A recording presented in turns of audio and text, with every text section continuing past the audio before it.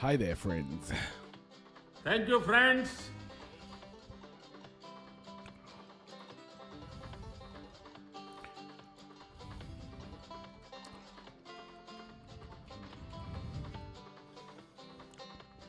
Hey, Shiny.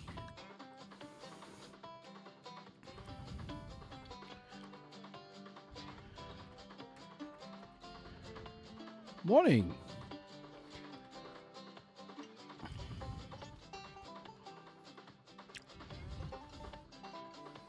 I just put, our son went to sleep a little bit late, and then I ended up falling asleep with him. Crazy. You're right, 8-bit supercomputer. Hey, Doug. Hey, Cass. Welcome in, everybody.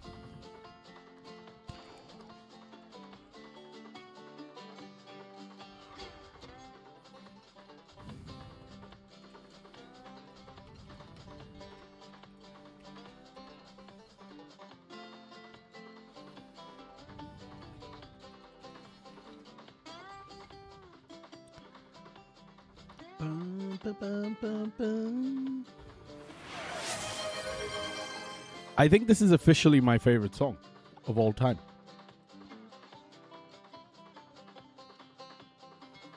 This is officially my favorite track of all time. Does it get better? Does it get any better than this? Woo!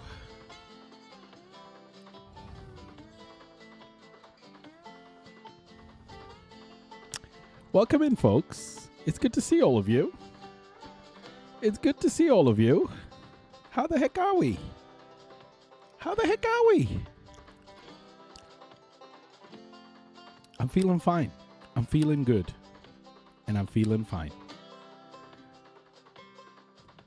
Let's get into it, eh? Let's get into it.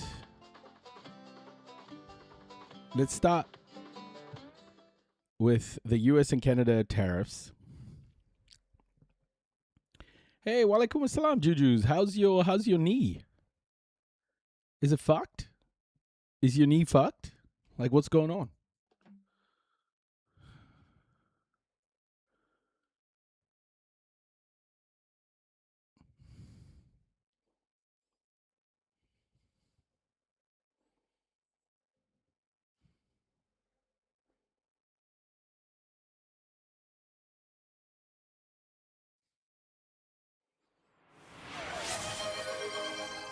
Sorry, guys, just messaging Amber. Okay, let's get into it. Canada-US trade war. U.S. President Donald Trump says Canada is ripping off the United States and is threatening even more tariffs, posting online that tariffs on Canadian automobiles and car parts will increase to 50% on January 1st. Now that's on top of the 50% tariffs that came into effect on Friday night. But with the trade talks currently off, the Trump administration is pointing their fingers at Canada. And what happened at the very end is they came in with a bunch of unreasonable last-minute demands. I frankly thought we had a deal. I think that we should have a deal. It's over. We expect fairness in our trade policy. I think he would like Canada to come to the table and negotiate in good faith. They were offered quite a good deal last week. They chose to reject it. In the last hours, I think there were things that the Canadians just, they wanted more. We offered them the... Who dropped that? They don't know what the 8-bit supercomputer. Oh my gosh. I kind of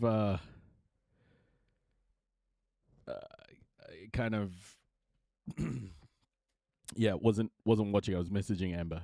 Best access to the United States of any country in the world. Thank you, friends. Let's talk to the person leading Canada's side of the talks. Dominic LeBlanc is the minister responsible for Canada-U.S. trade. Nice to see you, Minister. Thanks for coming on. Hi, JP. Thanks for having me. Thank you. So, Minister, you heard Dominic, you heard President Trump there say today that Canada is among the worst nations in the world to deal with. He says we're entitled, and he says as a result, he's going to hit us with some more tariffs on cars and trucks in the new year, 50% up from the current 25. Can I just say, everybody, what a great pleasure it is as a parent to put your child to bed and watch them kind of drift off to sleep. It's because our son likes pat, so he likes pat on his back, and then he slowly drifts off to sleep, and then he's looking directly into your eyes, and you're patting him, and then he's just drifting off to sleep. The fact that I don't know, I don't know how many parents there are in the chat, but I think that's one of the coolest feelings, to put your children to sleep because they completely trust you and they feel safe around you. It's pretty special. It's pretty special. But sometimes you end up falling asleep with them.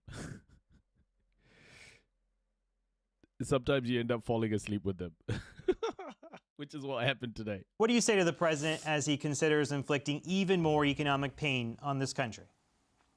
So, JP, we have consistently decided that we're not going to respond to some of those sort of personal comments that either Mr. Trump or some of his cabinet secretaries make. We're going to remain focused on the Canadian economy and doing what we can do to protect the Canadian economy in the face of these unjustified tariffs. This all started, JP, remember, about fentanyl and border security. All of those issues were being addressed, have been addressed. Then it moved to a whole series of other questions. This administration has decided that it wants to fundamentally change the trading relationship with its most important trading partners. The Prime Minister said that clearly months ago, that we accept that the Americans are going to have a different focus in these trading relationships. Still ask for and that. Our job is to focus on what we can control, to do what is necessary to protect Canadian workers and businesses from these tariff threats. You're going to see further measures announced this week. The Prime Minister was clear on the weekend that we're going to take responsibility for protecting industries and workers. It's not their fault that Mr. Trump decided to add 50% tariffs on $28 billion of Canadian exports to the United States on the weekend. We saw, you're right, he made further threats today. We'll see over the next number of months what that looks like. But Canadians should know that we always had a plan to protect our industries and our businesses in the event there was no deal. So we're working on those measures as we're on the air tonight. I know you don't want to dwell on the personal side of all this, but the president had some pretty personal attacks today for leaders in this country. He's again calling the prime minister governor. He called Premier Doug Ford a flunky. He said he's less impressive than his late brother, Rob Ford. The premier, in turn, called Trump a loser. He called him the king of bankruptcies. What do you make of this war of words, and are you concerned that this could really stymie any chance of ever getting... These are the... What the fuck is this, man? These are adults, by the way. Adult human beings. This is the kind of shit like kids do with each other. Oh my gosh. The adults just yelling insults at each other. The presidents too. ...to a deal with the Americans. Holy shit. So, honestly, JP, we're not going to spend a lot of time commenting on who said what about whom.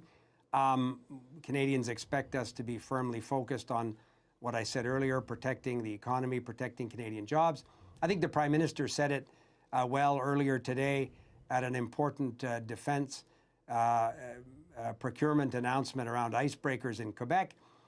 If the Americans say they want to come back to a negotiating table with a real offer that is in the economic interest of Canada, that doesn't affect Canadian sovereignty, that gives us an opportunity to build with them a competitive North American economy, not as a branch plant of the U.S. economy, but as a proud sovereign country that's the best customer of the United States and can add value to North American competitiveness, sure. But we're not going to wait around for the phone to ring or wait around for a text message from somebody. We're not going to be sorry about delaying something, and we ain't going to be sorry about delaying something. Did I say that right, Shiny? We always had Plan A, JP, which was what we ran on in the last election, was to build a more resilient, competitive Canadian economy, to diversify our trading relationships. I'm going to Nunavut later this week for a meeting of internal trade ministers from all the provinces and territories to continue the work of removing barriers to real free trade in Canada. Those are things that we can control, that we can work on. And the Prime Minister's been clear with the whole government. We need to double down on that focus that we never lost and not be distracted by somebody's post on a U.S. social media network. Do you expect the Americans to come back? Noisy have been exploring the teaching resources in Oz from the Social Cohesion Education Hub, free resources for teachers to use in school to teach about anti-Semitism and racism. Some of the content is genuinely scary in its propagandistic fervor. I'd love to see it. I'd love to see it. Honestly. It would be good to see. It sounds horrific already. Back to the table. By the way, white people shouldn't write content about racism. It shouldn't happen. First, is that how this is going to play out? Canada is not willing to meet them face to face to try and hash out a deal. Like in terms of like educational content, white people should use educational content from people of color, from marginalized communities, to educate other white people.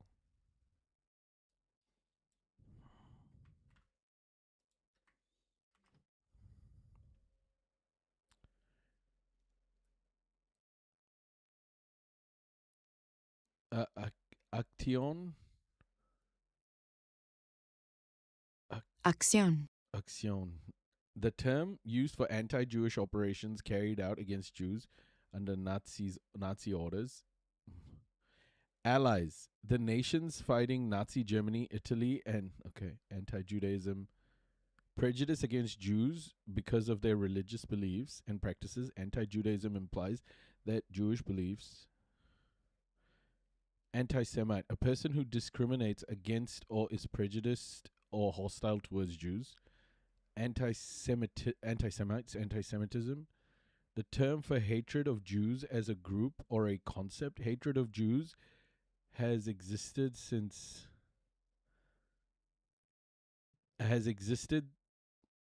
ancient times, and in the 19th century it was being influenced by modern scientific ways of thinking. The word anti-Semitism was popularized in Germany by political activist Wilhelm Marr to represent this newer way of thinking. Semitism supposedly expressed all things Jewish, since at the time national groups were frequently defined by their languages, and traditional language of Jews is Hebrew. But Semitism, how is that? Which is a Semitic language. Of course, there is no such thing as Semitism, and all speakers of Semitic languages never belong to the same national or ethnic groups. Anti-Semitism may take the form of religious teachings that proclaim the inferiority of Jews, their supposedly evil nature. Yeah, I mean, that's okay. Hey, Shanna. Hey, Erratic Cookie, welcome. Okay. What's wrong with this? Look at Zionism. Okay. Zionism is the movement for the self-determination and statehood for the Jewish people in their ancestral homeland, the land of Israel. Oh my gosh. This is for children? Anti-Zionism is a prejudice against this movement for self-determination and rights of the Jewish people to a homeland in the state of Israel. Oh my gosh. It may be motivated by or result. Oh my, this is the IHRA definition. They're teaching this to kids. It may be motivated by or result in anti-Semitism, or it may create a climate in which anti-Semitism becomes more acceptable. What? What the F? Is this a children's teaching the Holocaust inspiring the classroom? What? Palestine. The Roman term for what is now Israel? Oh my gosh. The name used by British during World War II to denote the area they held under a League of Nations mandate? Oh my goodness. Israeli Defense Forces. The military forces for the State of Israel. In addition to defending the country, the IDF carry out range of social and economic functions. What is this? Okay, guys, look at this. ADL. ADL is right in here. So, hold on.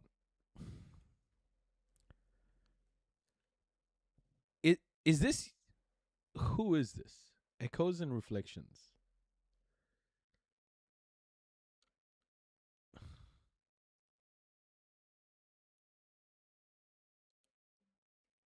And Australia uses this resource? Funny how is Palestine the Roman name for the area when the Roman province was Judea? It's crazy. This is the parent site? Oh. Nah, man. You should be 100% complaining about this. What the fuck is this? Social cohesion... Education hub. Oh no. What is it in New Zealand then?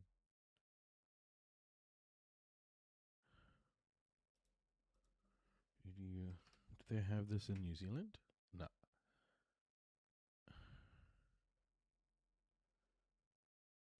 Gillian Segal? Oh, no wonder, bro.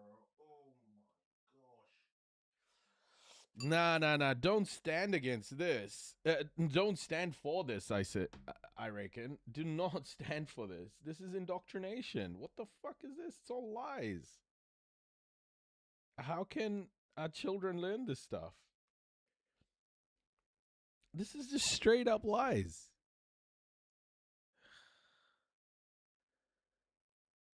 Nah.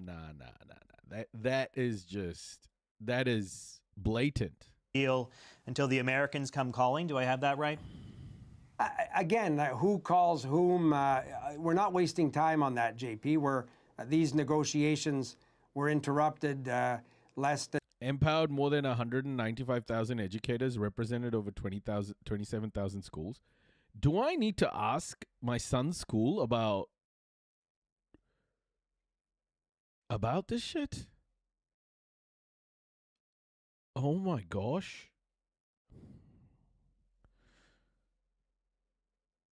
From there about section.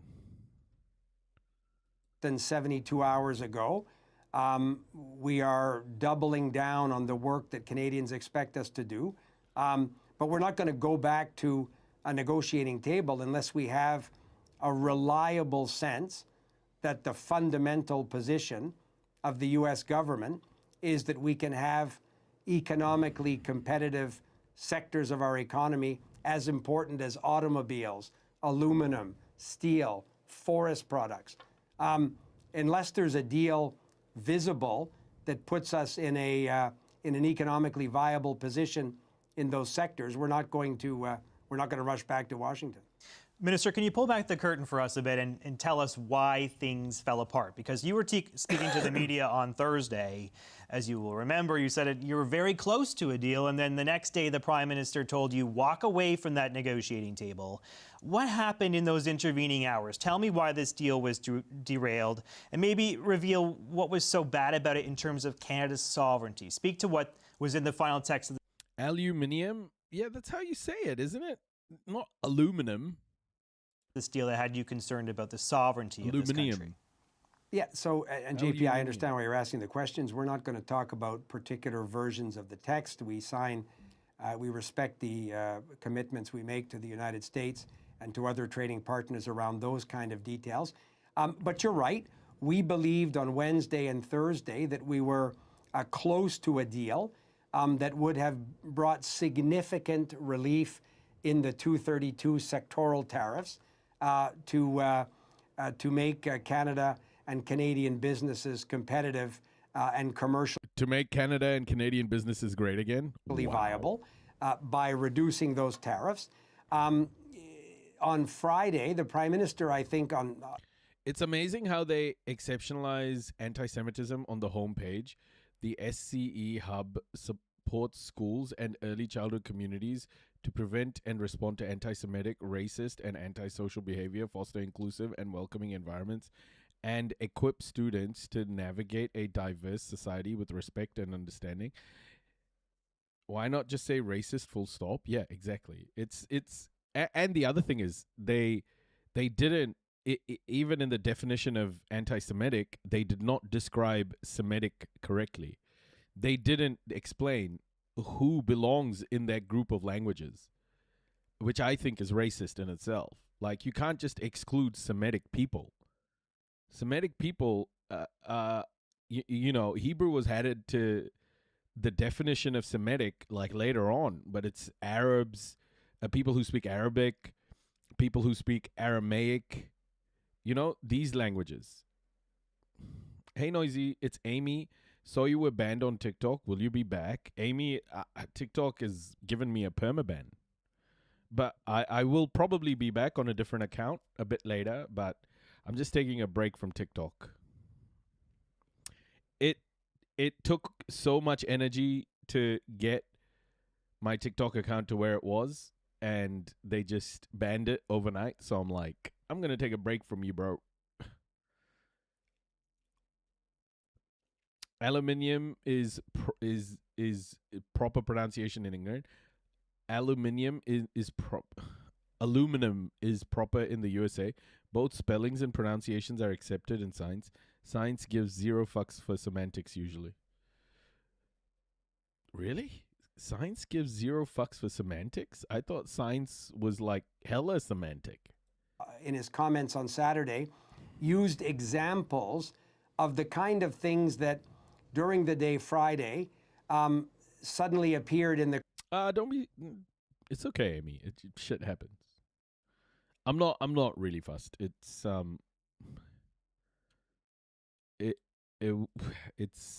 it's by the by. The thing I'm most annoyed about and probably most sad about is the fact that all the friends from Gaza that I made, all those connections are gone. But we'll remake those connections. It's okay. Science is anti-semantic.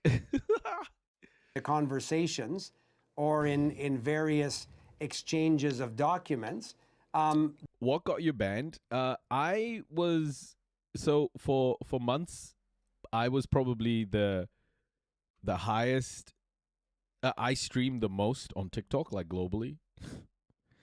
I was either the person who streamed the most or was in the top 1%, and it was all educational content and news and stuff. And I got targeted heavily by the platform over the last like 4 or 5 months. So the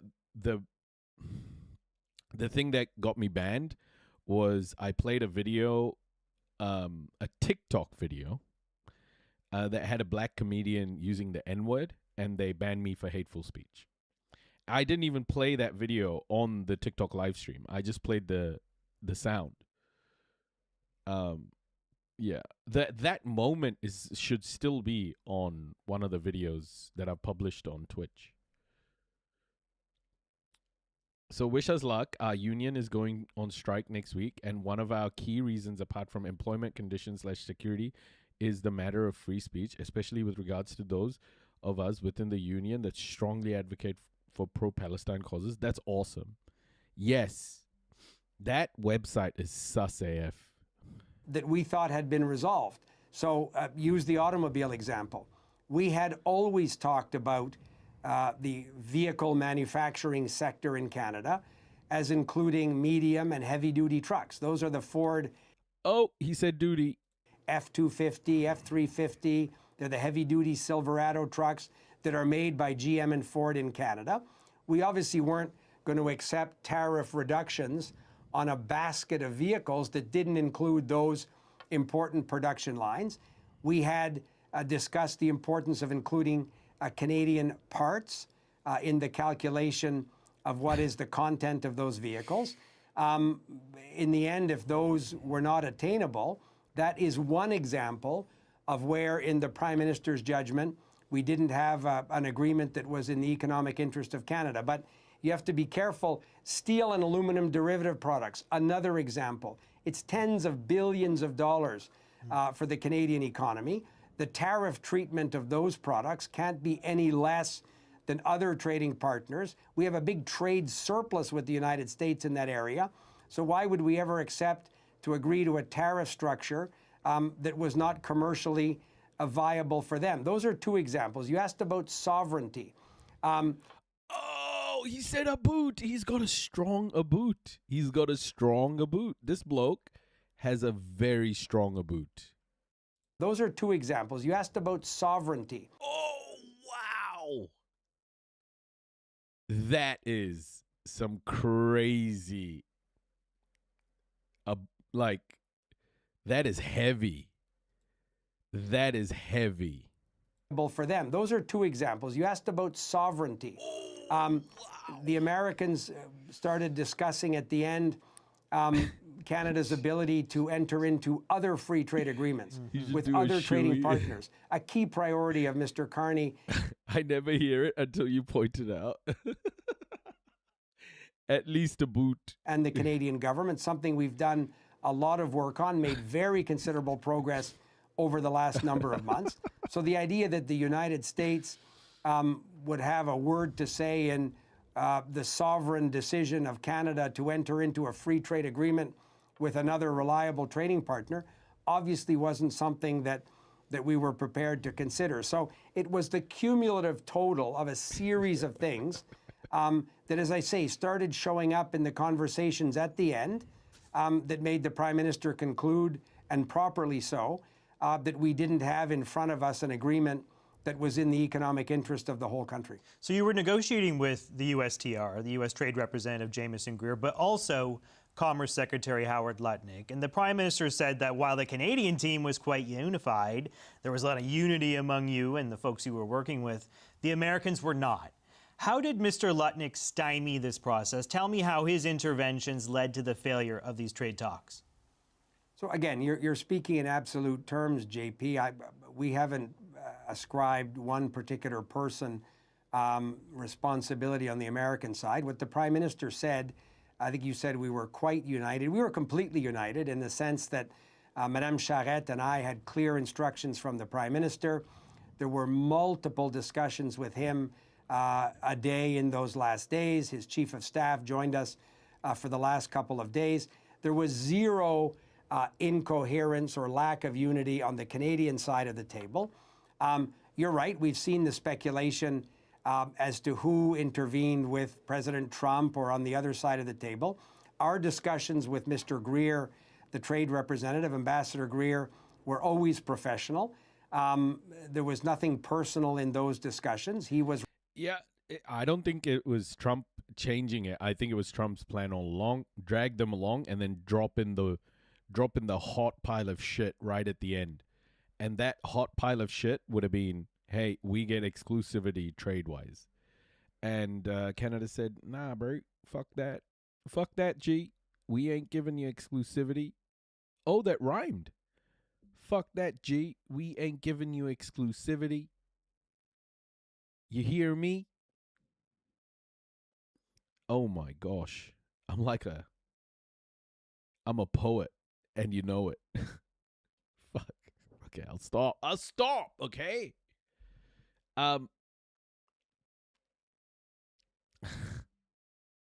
What the fuck? This week is just dog shit. IDF soldiers, present and past, as far as I know, are coming to run a marathon. What the? What? How much to drop the host?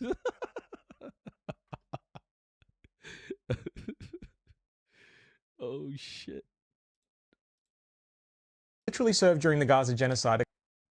Did you know that a bunch of Israeli soldiers who literally served during the Gaza genocide are coming to Sydney this week? Sydney, here we come! The soldiers are part of an Israeli marathon team, and they'll be taking part in various fundraising and other events organised by the pro-Israel lobby. Now, in case you're wondering what's wrong with that, let's have a look at who's coming. This is First Lieutenant Roy Oriam. According to the official promo material for his visit, he was a deputy company commander of the 13th Battalion of the Golani Brigade, the infamous elite infantry unit of the IDF, which is credibly accused of committing some of the most heinous war crimes in Gaza and Lebanon, including the killing of 15 paramedics and aid workers in Rafah in March last year. The photos Oriam has uploaded on his Instagram don't show him in combat, but I did manage to find these photos on other Instagram accounts showing him armed and in uniform in September 2024 and in August 2025. Yal Zafarti is another Israeli coming to Sydney this week. According to her LinkedIn, she served in Israel's notorious Unit 8200 for 6 years until January this year. Unit 8200 is the main intelligence and cyber warfare unit of the Israeli military. Yeah, be careful of her. Oh my gosh, they're letting in like all of these war criminals. Oh my gosh. The unit was heavily involved in the planning of Israel's unilateral and unlawful military strikes against Iran in June last year, and is believed to have played a key role in the pager attacks in Lebanon in 2024, when Israel simultaneously detonated thousands of explosives that are concealed inside pagers, killing and maiming thousands of Lebanese civilians, both fighters and civilians. The last member of the marathon team I want to mention is Orion Omar. According to his LinkedIn, he served in Israeli intelligence for 5 years until 2020, although the precise unit isn't specified. Now, it's not clear how many members of the marathon team have served in the army, and to be clear, I'm not suggesting that any of them have committed war crimes.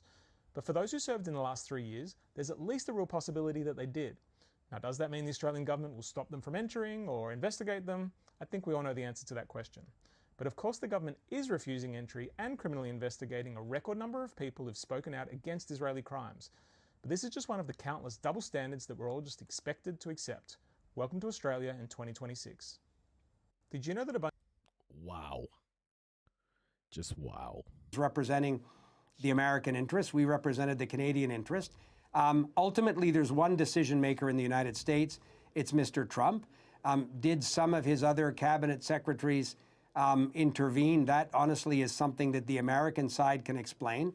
Our work, daily, hourly work, was with Mr. Greer and the deputy U.S. trade representative who worked with Madame Charette. Everything the Trump regime does is in bad faith. Give them an inch, they want another inch. Or if you've cornered them into a bad deal, they just try to cheat the deal, and lying Western media will claim it's your fault. Totally dishonest. What's happened to Abu El-Sayed? Folks, has he been poisoned or something? Did you guys see the statement he made against Hassan? Did you see the statement he made against Hassan? Abdul El-Sayed, sorry.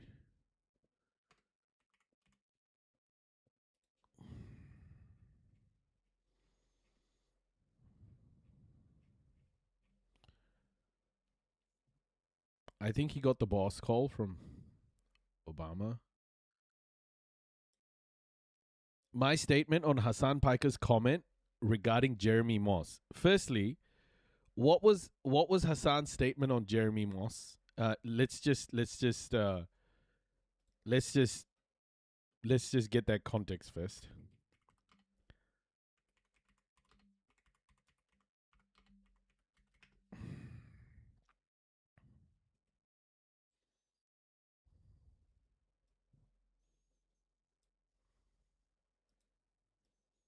I wonder what he has to do to gain the support of Oakland County's Jewish community. Yeah, he has to drop his critiques of Israel. That's what it is.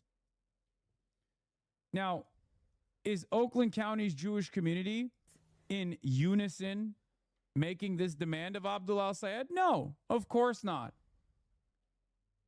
But if there isn't opposition from Jewish figures in this community that are loud about the divergence between this representative and their own desires, Russia. Then the media narrative will set in. Even if they don't realize that this media narrative presents Jews as single-minded and singularly invested in the continuation of the Israeli apartheid.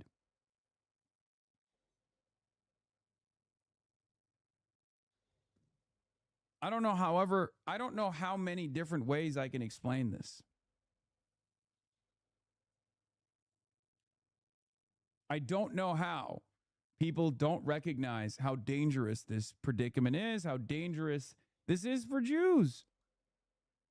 You're running around basically tying your entire identity to a country that inevitably will be seen as basically Jewish ISIS. And you're saying, as Jews, this is all we care about.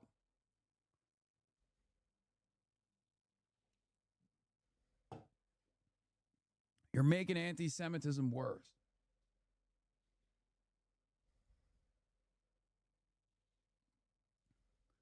Republican U.S. Senate candidate Mike Rogers is endorsing a one-year moratorium on new data centers. Look at that. Look at that. They are positioning themselves and reacting to the popularity of our policies, our positions. Look at that. Yeah, Ben Jacobs says, Ben Jacobs reports on Jeremy Moss's take. Adam Johnson says, I'll translate for those unfamiliar with these serious outreach threats. Moderate on Israel, support apartheid and the arming of genocide, albeit some mild scolding about Netanyahu, or else I will withhold my support and help Rogers. This is a variation on Hakeem Jeffries' further conversations thread. There are pro-genocide uncommitted movements everywhere for those with eyes to see.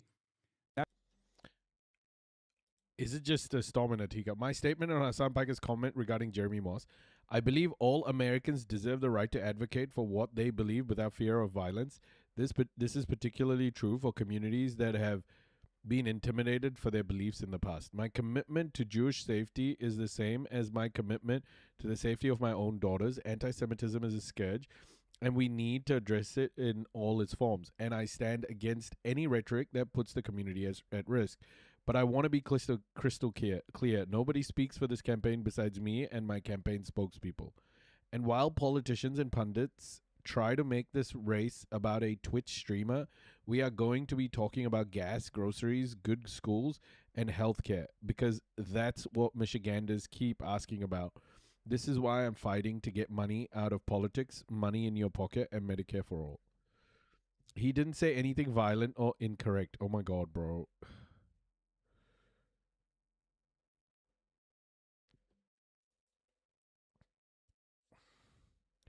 We appreciate the clear distinction. Opposition to Israel or Zionism should never be conflated with hatred of Jews or Judaism. Israel does not represent the Jewish people.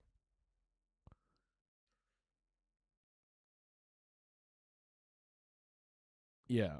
Look, I think the intent was good by Al Sayed. Like, the intent is good, but it's going to be perceived as bad no matter what. The intent seems okay. I mean, all he's saying is he's not saying that Hassan said it was violent or anything. Hassan didn't say that. Hassan said, he's not saying Hassan is being violent. He's not saying that here. What he's saying here is that he will look after people who may be the target of violence, anti-Semitic violence, in his state. And I think that's fine. Like, I don't know why. Like you said, you can't give them an inch, and that's what Abdul did. I didn't hear anything wrong in either statement. Yeah, I didn't hear anything wrong with what Hassan said. I think what Hassan does that I kind of like don't like is he tries to over justify his statements when he's talking. Like, people know if you listen to the guy, you know he's not an anti-Semite, right? Like, he's not a racist. He hasn't got a racist bone in his body. Like, we know that. But he's constantly trying to, like, overdo the I'm not, overdo the various different things, like overdo the ceremonial things you have to say again and again. And sometimes he just says things that people just mistake for something else. I just don't think he needs to keep constantly proving that he's a good guy. He's that explicitly. I mean, he needs to stick to his morals and his values as an anti-racist. But sometimes he can go too far in trying to prove that he's anti-racist. And I think Abdul didn't need to make this statement. I think what this is going to be perceived by people who are so like sensitive at the moment, it's going to be perceived as bad no matter what. Like Hassan was saying, there is literally nothing El-Sayed could say to get the support of the Israel firsters. Yeah, because this is not about anti-Semitism. Yo, trans woman, welcome. Because it's not about anti-Semitism, it's just about Israel. So why bother with the bad faith attacks? Yeah, I agree. I don't know if El-Sayed needed to make this statement, but I feel like he may have felt like he needed to, based on what people are there'll be so many people in his ear. But this statement itself isn't condemning Hassan. This isn't condemning Hassan. I think when he says it's dangerous for Jews, they will frame it like he's stoking violence. But the thing is, Israel's conduct is unilaterally agreed. It is not like unilaterally, even Jewish people agree that it's not safe for Jewish people.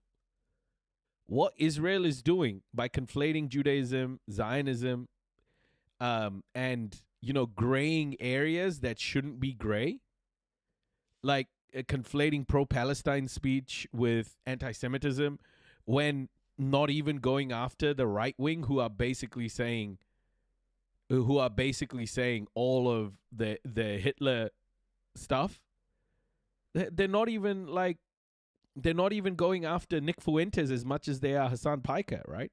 And they're constantly saying crazy anti-Semitic shit.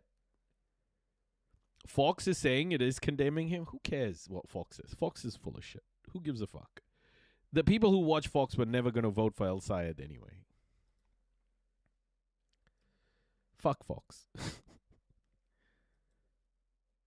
Yeah, exactly. El-Sayed could have said nothing, and this stupid low motion tweet would have gone unnoticed. It doesn't matter, man. Like, I think America is in such a sensitive place at the moment. Everything is being looked at under the microscope with a fine-tooth comb. I think the world is sensitive, not just America. I think the world is there. You've seen the reporter calling for debates in Michigan? No. Hey, by the way, I followed you back, trans woman. I followed you back. Hello, everyone. Want to get you an update on the latest with the debate situation. We can tell you right now that Mike Rogers and Abdul Al-Sayed have agreed to do a debate on the west side of the state, and that will be happening in October. However, as you know, we put the invitation out at Fox 2 to do a debate, and so far Abdul Al-Sayed has said yes, and we are still waiting on Mike Rogers for a September 15th debate date. Again, even though they booked one in October, we believe it is incumbent on both these candidates to show up for a debate and let different moderators contrast the views and the opinions that they have about the future of the state of Michigan and how they plan to help this country and this state in the Senate. And so we will continue to ask the Rogers campaign to answer the call. We have asked again September 15th for you to be at Oakland University with Abdul Al-Sayed. Abdul Al-Sayed has said yes. We are still waiting on Mike Rogers for September 15th. We'll keep you updated, and we'll be letting you know as soon as we hear anything back from that. Guillaume, sir, like, I will tell you this, I'm sensitive to a lot of rhetoric at the moment. Like, sensitivity isn't a negative thing. It just means that you are sensitive to certain certain types of narratives. The world is at the moment. I mean, we've been watching genocide for 3 years, right? We've been watching people blown to pieces. It's not a bad thing to be sensitive. I don't know why when you call people sensitive or like when you use the word sensitive, people take it as a negative thing. Sensitivity is not a bad thing, okay? Sensitivity means you give a fuck. It's okay. It's all right. Like we are hypersensitive to any of this stuff at the moment after watching 3 years of children being blown to pieces and still continue to be. So everything around this is, people are really in a place. And this is what the political class is just not understanding this is what the political class isn't understanding is right now, everyone's on alert. Everyone is in fight or flight. Everyone. Everyone who's been paying attention to this anyway.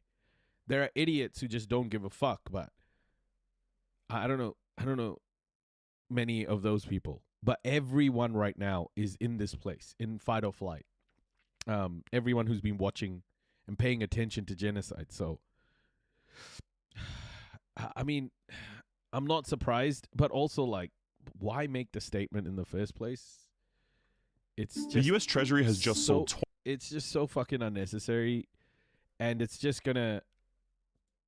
What Hassan should do is just basically say, "Look, I don't care about this. I said what I had to say. I think Al-Assad's doing what he needs to do. It's okay." I feel like Americans in general aren't really paying attention to much other than their gas prices and cost of living. It feels like that, doesn't it, sometimes? It definitely feels like that sometimes. I've seen the speculation, and Mr. Lutnick has publicly said some things about his view of the Canadian auto industry, obviously, which for us weren't compatible with having a Canadian and North American integrated auto industry that brings the competitiveness to the North American economy that we thought the Americans wanted. Mr. Ford in Ontario here was quite relieved that you didn't sign this deal, the deal that was on the table even before some of these last-minute changes we've been talking about. He said it was a bad deal and that accepting any level of tariffs on steel, aluminum, or autos, in particular, that would have potentially hobbled the industry here was not a good idea. It was a non-starter. Chrystia Freeland, frankly, said something similar, your former cabinet member. What do you say to those people who say accepting any level of tariffs on our goods sets a terrible precedent and that Canada should hold out for zero? So we have worked collaboratively with all of the provincial and territorial governments. We had a number of meetings with the premiers last week, including again on Saturday. But the Prime Minister has also been clear, JP, the United States is imposing tariffs on all of its trading partners in violation of the CUSMA agreement that Mr. Trump himself signed and negotiated 7 years ago. They are applying tariffs across the board.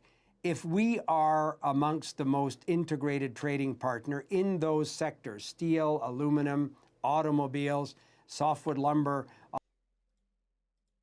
An unusual visitor to Moscow this morning. A U.S. Air Force C-17A Globemaster III flew from Riga to Moscow Vnukovo Airport. Oh my gosh, this is like a proper military aircraft. What? Excuse me? What is going on? When was this?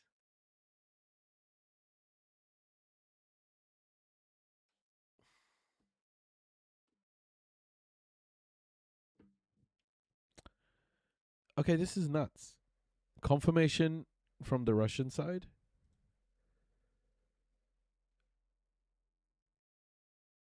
They banished Natalie Harp.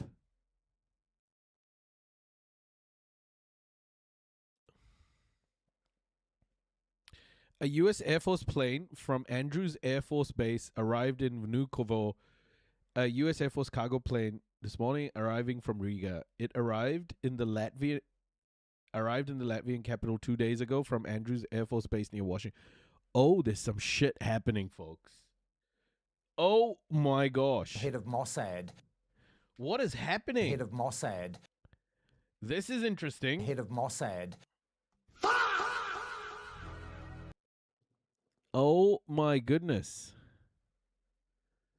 Morning news? This is night for me. I won't be able to go to sleep, trans woman.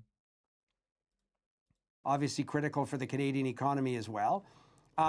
We have to be in a position where the tariffs charged to Canadian exports to the United States give us the best tariff treatment of other trading partners, put us in the best position as compared to other trading partners.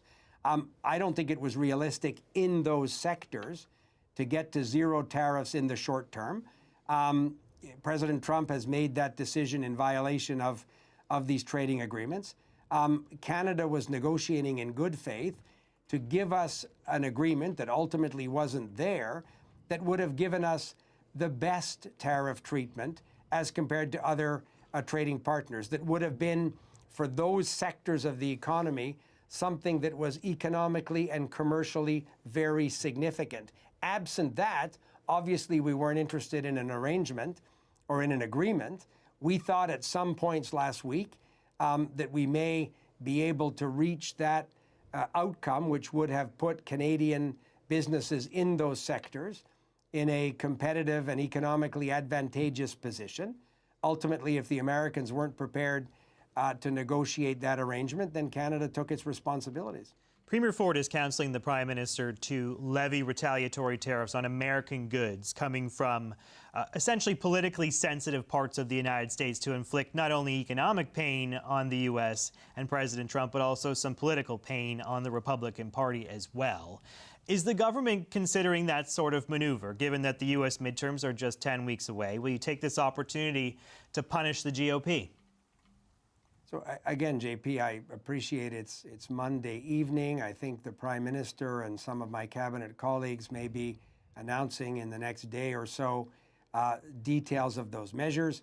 As much as I love being on your program, to scoop my boss the night before an announcement that he might make doesn't feel like something. To scoop my boss? What sort of move is that, bro? Did you get that from, like, where did you read about this? What does scoop my boss mean? Positive for me. And that work is ongoing in the sense those decisions are being made by the Prime Minister, the Finance Minister, JP, in real time. I participated with François-Philippe Champagne, my cabinet colleague, the Finance Minister, in a meeting earlier this afternoon with all of the provincial and territorial finance ministers. So we're going to do that work on a serious basis. That very much is Mr. Carney's approach to these kind of decisions. He said on Saturday that one of the basic elements that needs to be considered is how do we protect industries in those sectors that now face these 50% Section 338 tariffs on top of the basket of other tariffs. How do we put in place measures that best protect the workers and the businesses in these sectors? So if it's steel and aluminum derivative products, if it's automobiles, if it's steel and aluminum, if it's softwood lumber, those are the kind of decisions that will be announced in the coming hours. But I think it's important also to note, JP, that the measures, the counter tariffs are one part of the work, and those measures may evolve over the coming months as the United States makes other decisions. So, United States? What is this guy? He's like, wow. He's thinking about scooping his boss and United States. It's sort of not frozen in time, but there will also be important measures to support businesses and workers who are now facing this headwind through absolutely no fault of their own. This is a decision made by President Trump. So they expect their governments, Canadians do, plural, provincial, federal, and territorial governments, to work together to put in place the supports, as Mr. Carney said, as the Prime Minister said on Saturday, that won't be short-term, that will endure at least the end of this Trump presidency. This is giving me Keir Starmer's Return of the Sausages. And that's what we'll have to say in the coming hours. I really only have a few seconds left here, Minister. I want to ask you about something the Prime Minister said on Saturday. And he said, when you're attacked, you're at war. Is that your assessment? Do you agree with the Prime Minister? Is Canada at war with the United States right now? Yes, Canada is at war. Canada is at war. Now? We're in a trade dispute, a trade war with the United States. It's something that they started. We were respecting our obligations under the CUSMA agreement. What is Canada like in war? Like, I'm not talking about genocide, because we all know, I mean, Canada mass murdering their indigenous population. We all know that, you know, when native populations get murdered. But I'm talking about like war. You know, what are they like? If they got into a war today, what would they be like? Would they get fucked up? Not sure, you know. The Nazis feared Canadians? Really? Why? Because they might take the Nazis like thunder. They might steal their thunder or something. Getting the scoop is an old news term. Oh, getting the scoop. Yeah. No, Chris, I got it. I just, he said, I don't want to scoop my boss, you know? Like, I got what he said. I was just fucking with him. Canadians did some really fucked up shit. Yeah. If on Canadian soil, surely the terrain will definitely be in their favor. Yeah, but they're colonizers. It'll never be on Canadian soil. Oh my gosh, but it's Americans are colonizers too. Oh, United States colonizers too. What the fuck? Where will they fight? Where the fuck will they fight? Guys. Okay, wait. What happens if Canada conquers America? What? Is that possible? Oh, no way. Oh, imagine that.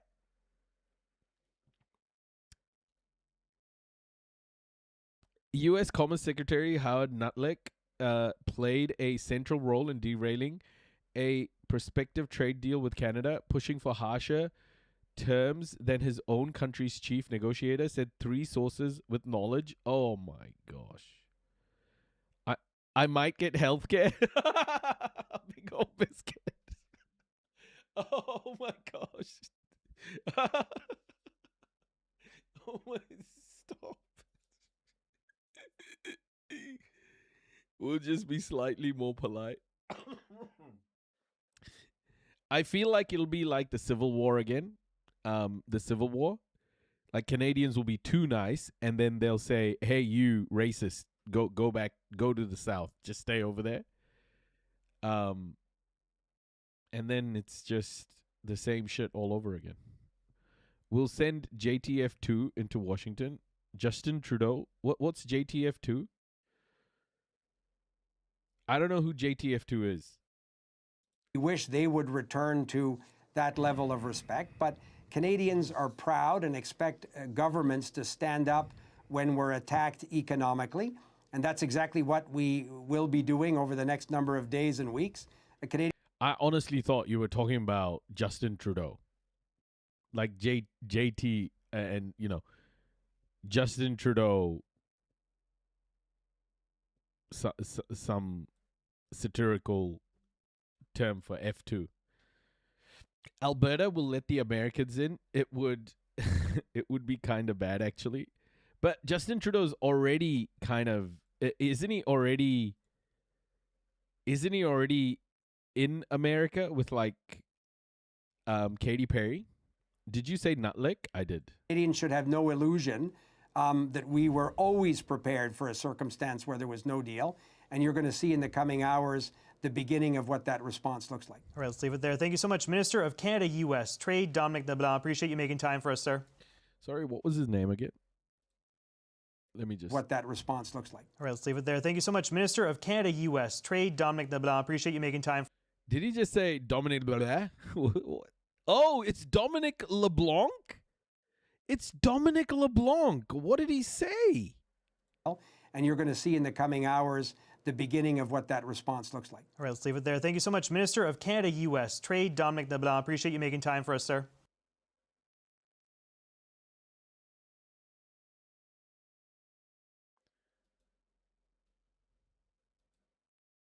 What that response looks like. All right, let's leave it there. Thank you so much, Minister of Canada-U.S. Trade, Dominic LeBlanc. Appreciate you making time for us, sir.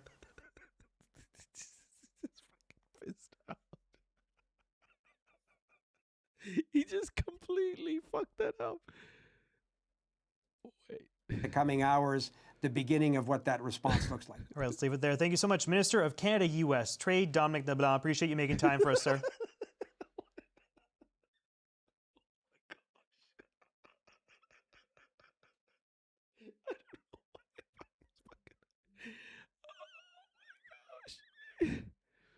It's LeBlanc. I was like, what the fuck is this dude's last name?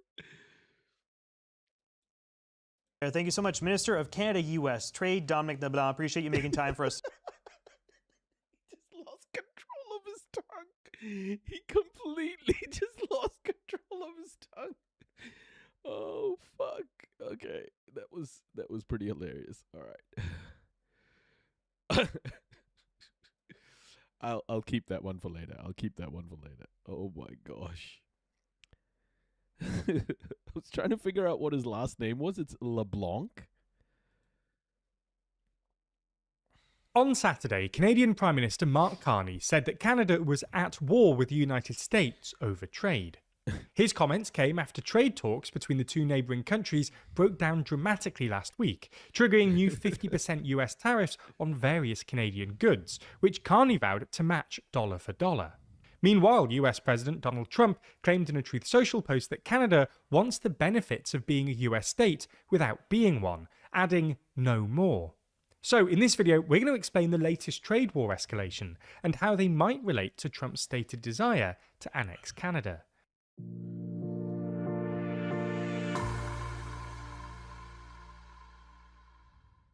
Trump has always loved criticising China, but between his first and second presidency, we'd argue he's lost his advantage. You can read how we think Beijing turned the tables on Trump in the latest issue of our magazine, Too Long. That's just one of the articles in our longest issue ever. Subscribe to get your copy by clicking the link in the description. It's first worth explaining a bit of background on the US-Canada trade relationship and the tariff saga that has defined Trump's second term.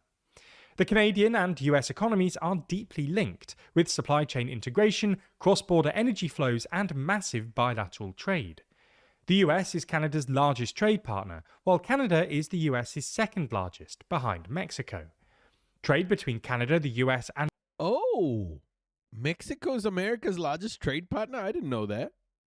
Mexico had been largely tariff-free for decades, thanks to the North American Free Trade Agreement, or NAFTA.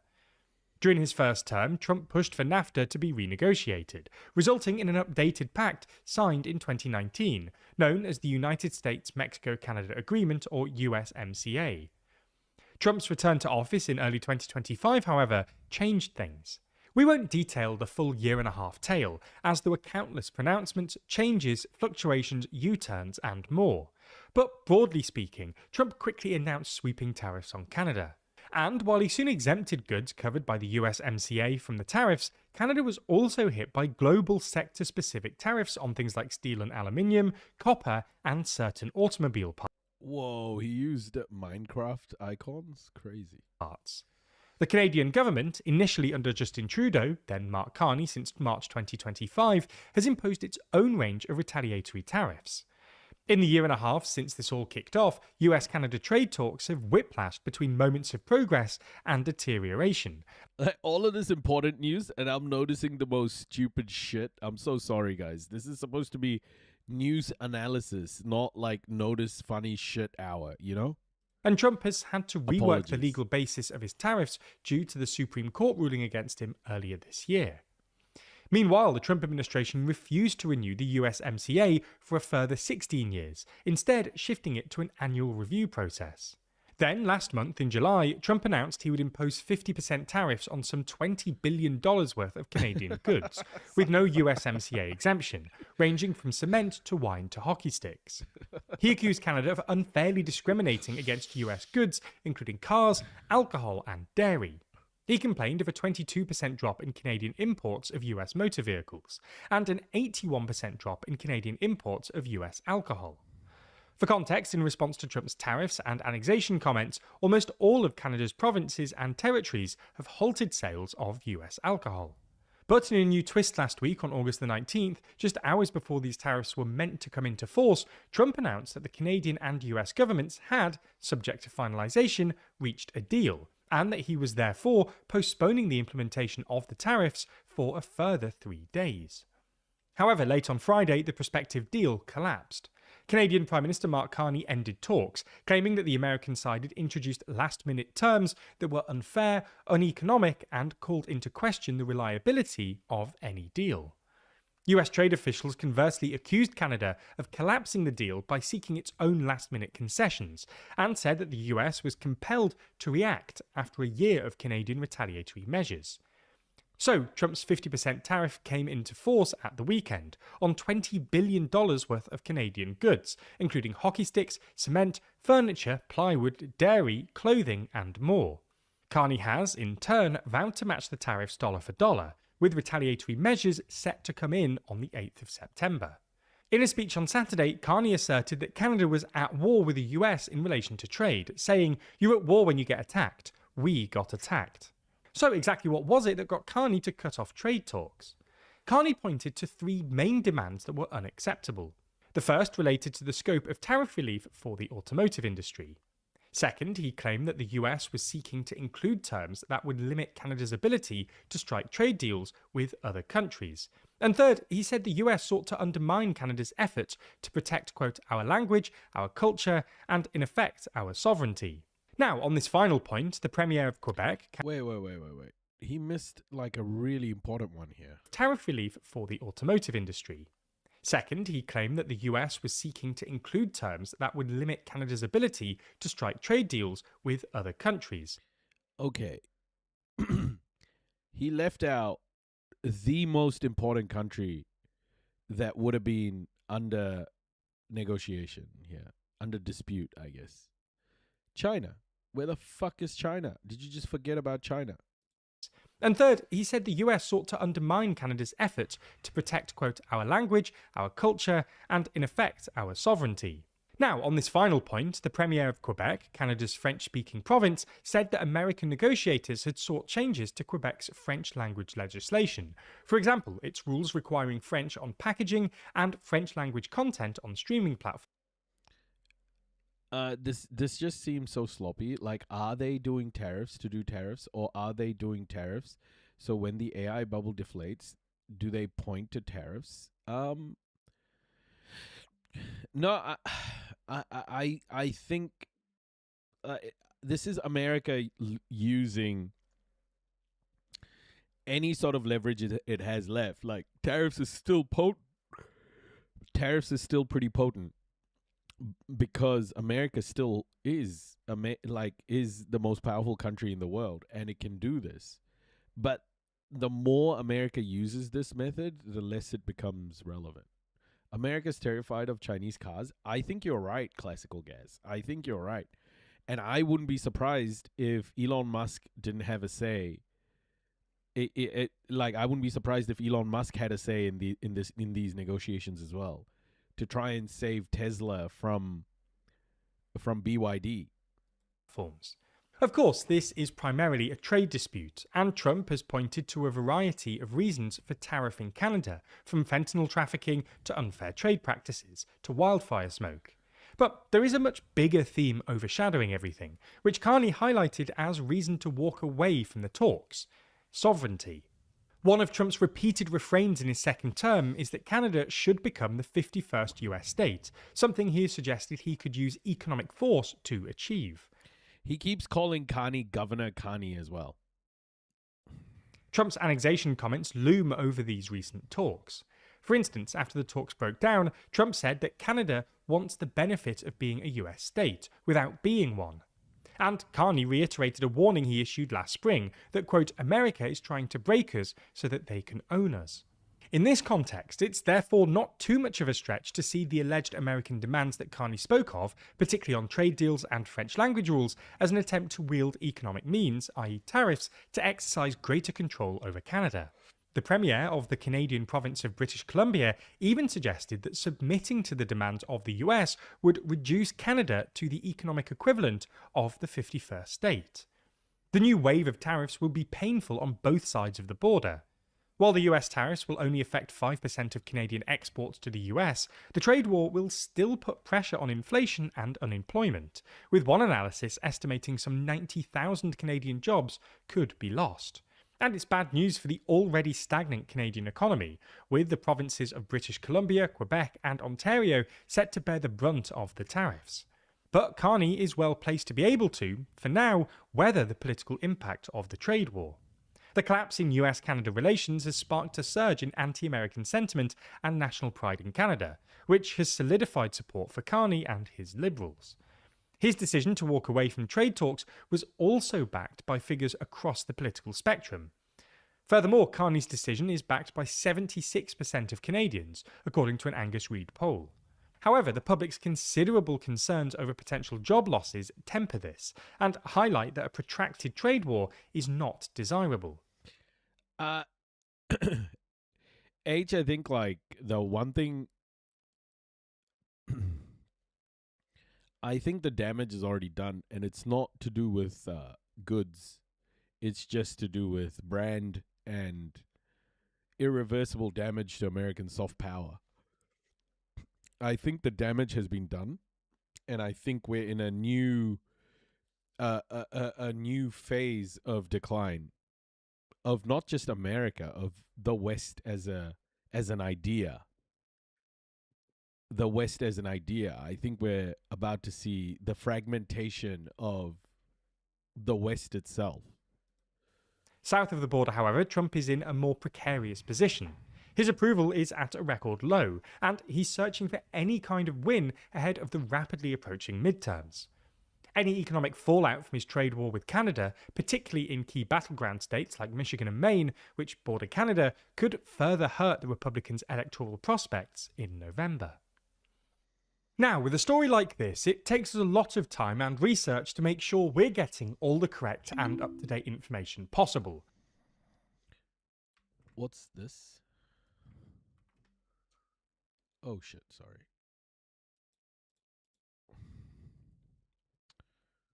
Copy. Paste.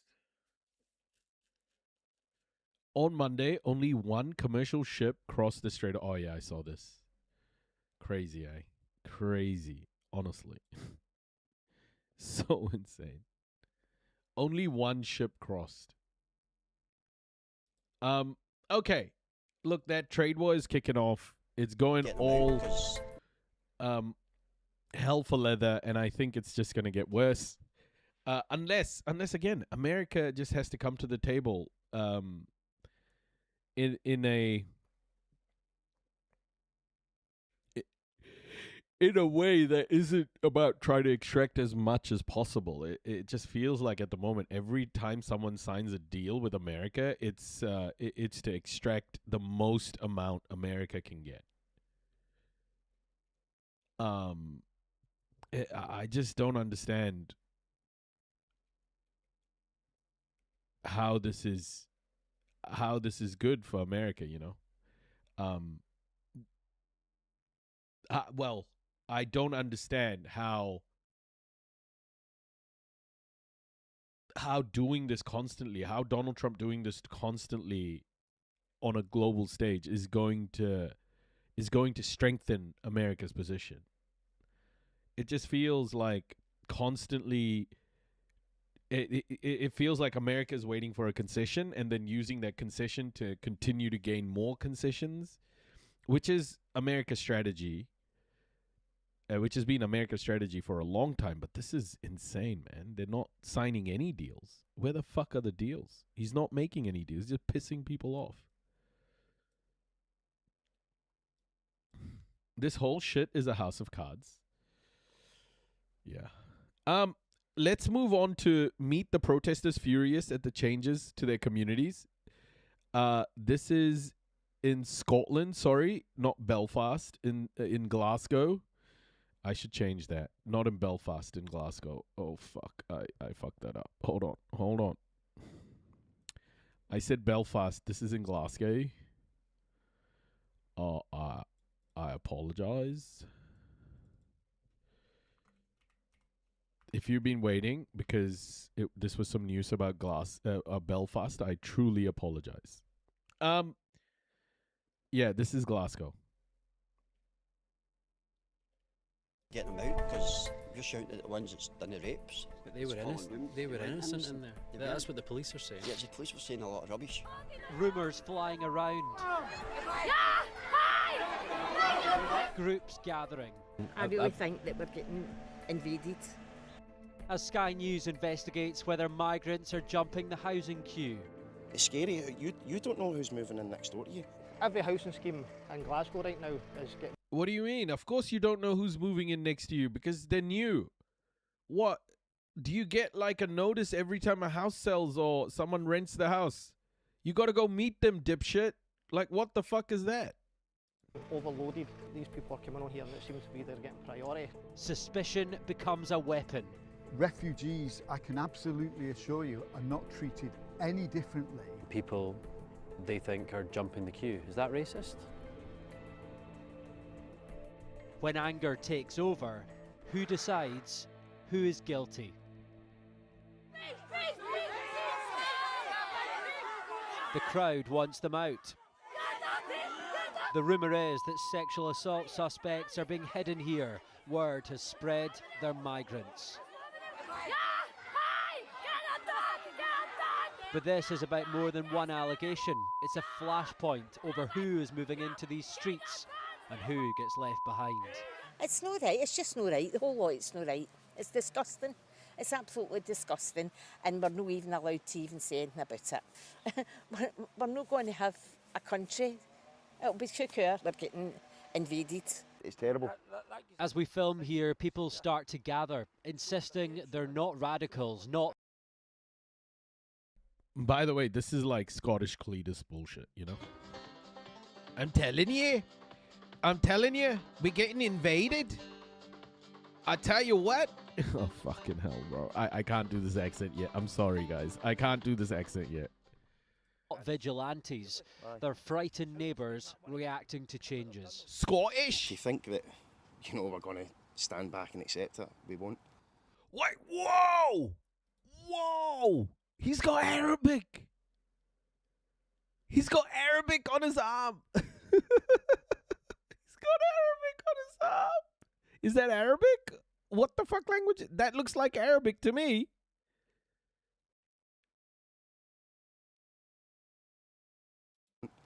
It brought the community together to make everybody stand. On a permo, I never ever think that this is a minority, especially in a Western state, in the UK in particular. Never ever think this is a minority, because then you will be taken aback when it's actually they start voting in people like Farage. Because I know in Scotland, didn't Farage's party come in a second? Like, they were a close second to the Scottish, to the SNP in the latest elections. I wouldn't sleep on this one on a permo. I wouldn't sleep on this one. I don't think this is as small a movement as you think. And together and make it, put a bit of, put a bit of relevance behind what's going on in the community and how scared we are and how terrified we are. It's scary. It's scary. You don't know who's moving in next door to you. So it's not just about what happened up there. That was a symptom of people just boiling over. That was just had enough, and escalated to what happened up the road. And as I said, this isn't about far right, far left. This is about the facts. But fear is different from facts. They're frightened. They're frightened. So we asked what they actually knew and where they got their information. Do you think that the law should be allowed to follow its course before action like protests here take? Have you seen the live YouTube channels with titles like The Invasion that are set at UK ports just fear-mongering? Nah, I haven't. Share a link. Share a link, Frank the Beachcomber. Place? They were being investigated, so when that word gets out there, people are automatically thinking what they've done, they have done it. I spoke to the man who organised this protest, and he told us his anger goes beyond that single incident. He believes this close-knit community has changed dramatically over the last 2 or 3 years, with increasing numbers of migrants being housed here. And he said he wanted to make a point, and that raises the bigger question that we're examining. When a serious incident becomes the spark. Dude, you're overblowing news from the other side of the world because you have access to the internet. That's the exact same dumbass BS the right and these. Yeah, I've seen. What the fuck are you talking about? This is a Sky News. This is a Sky News documentary. This is a documentary from the UK, dipshit. What the fuck are you talking about? Don't come in so hot, bro. If you want to sit down, sit the fuck down. For community anger, where does legitimate concern end and wider fears, misinformation Hey, just a little moose, and welcome. hostility begin? Beneath it all lies a secondary, deeper grievance. Housing. Like, this is some bullshit fucking, like... Also, Sky is Fox on the UK. No. There is no bastion of truth, buddy. There is no bastion of truth today in mainstream media. All I can tell you is the UK is in an extreme, like, I saw the votes, bro. I saw the recent election. What are you talking about? Like, Nigel Farage's reform in the UK won a shitload of seats. Was that something I just made up? Was that a mirage? Reform hasn't won that many seats in the UK ever. And didn't you see the last fucking elections? What are you doing? Every housing scheme in Glasgow right now is getting overloaded. There's families all over these areas, overcrowded. Thomas has lived here in Cranhill all his days. People who were on the list for 20, 30 years can't get a social housing. Came second in a local election? Are you talking about... Buddy, it was one local election. Scotland, if I'm not mistaken, is part of the UK.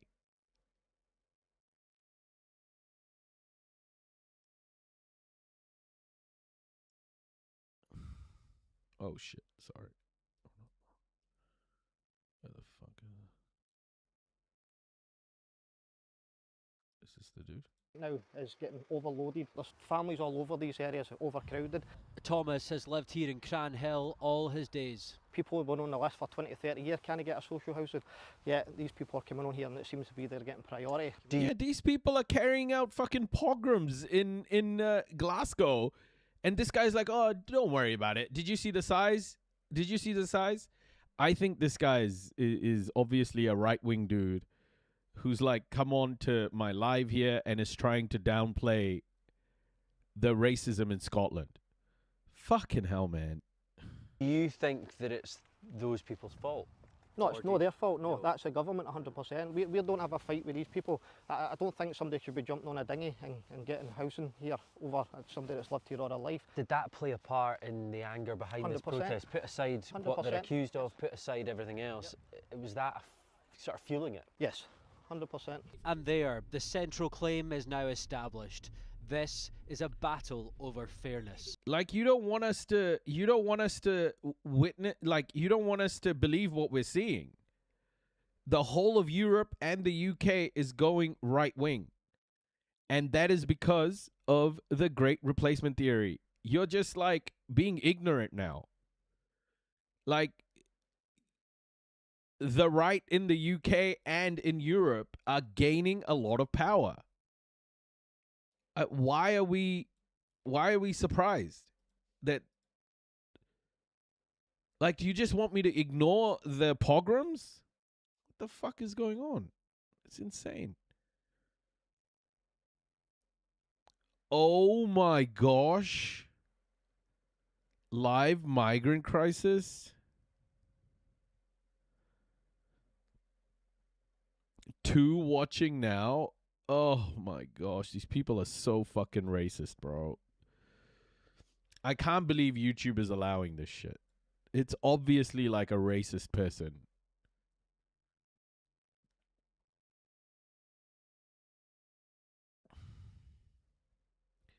Are they just filming brown and black people and going migrant crisis? Fuck this. There were about 10 at one point.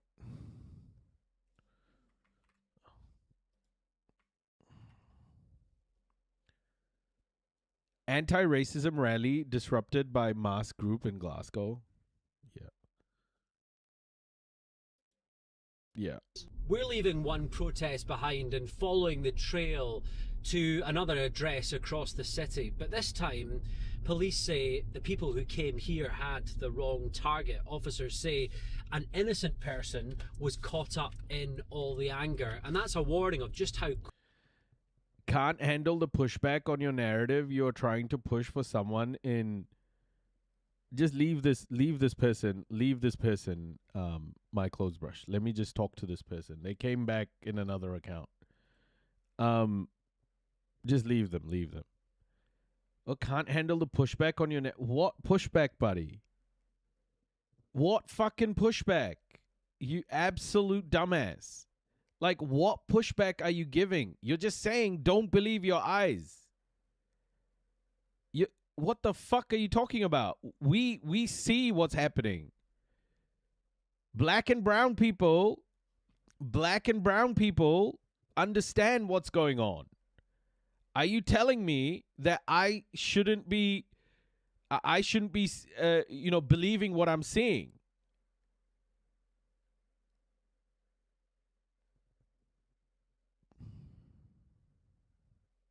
You weren't pushing back. You were just saying, oh, it's not happening. That's not pushback. That's not pushback, buddy. That's just like gaslighting. Quickly, a community grievance can take on a life of its own.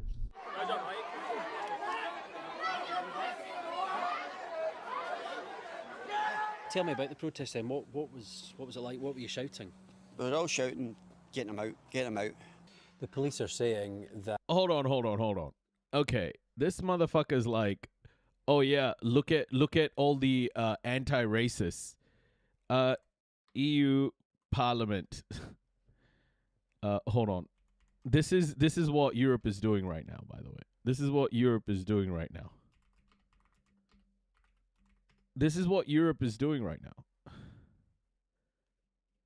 And this idiot is like, oh yeah, don't believe what you see. This is literally happening in Europe, okay? I know the UK doesn't belong to the EU anymore because of Brexit, but this is what the EU is doing.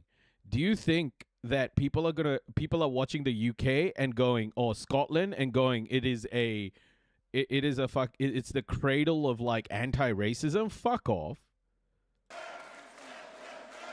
Bro, look at what's happening in the European Union. The vote is closed.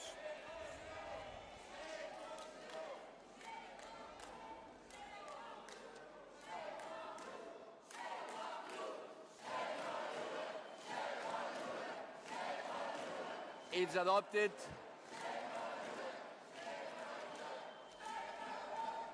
I am watching protest videos. Please, we are gonna continue. Look at what European leadership just did. Are you not listening to what I'm saying?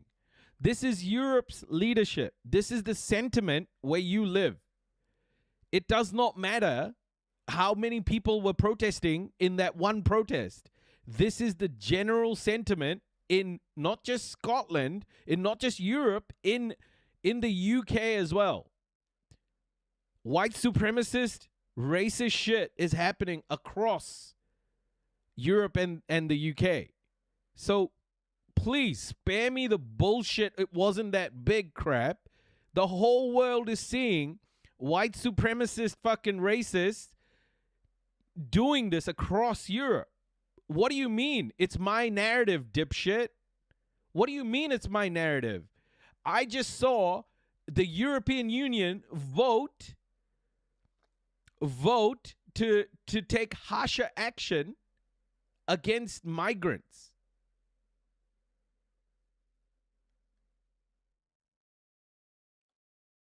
Are you just ignorant?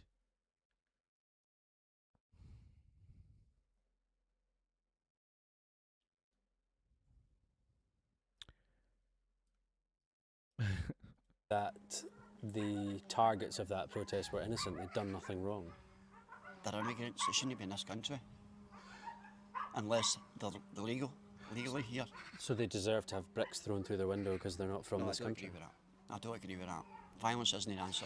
But hounding someone, what does hounding someone out of their house achieve? It lets the government know we're not happy. But these people have done nothing. I'm pushing a narrative because I'm failing to provide. Bro, we've covered these protests.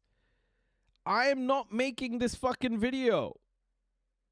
Nothing wrong. The police said they were completely innocent. But they're saying that about every one of them. But if you're shouting, get them out before you even know. Juju's, I think Chris was just being, I don't think he needed to be timed out. I think Chris was just being sarcastic. Chris is all good.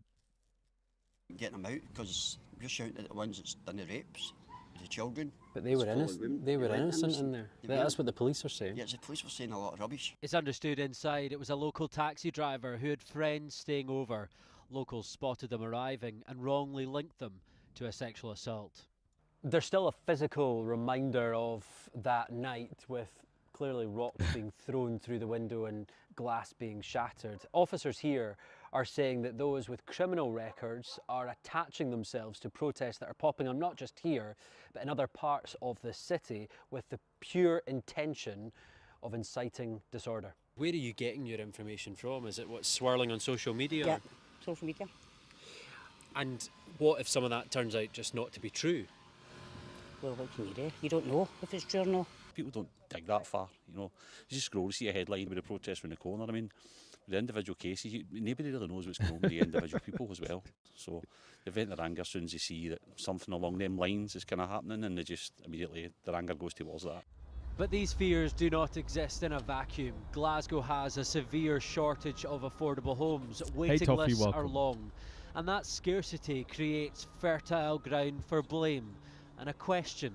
Are refugees put ahead of local people?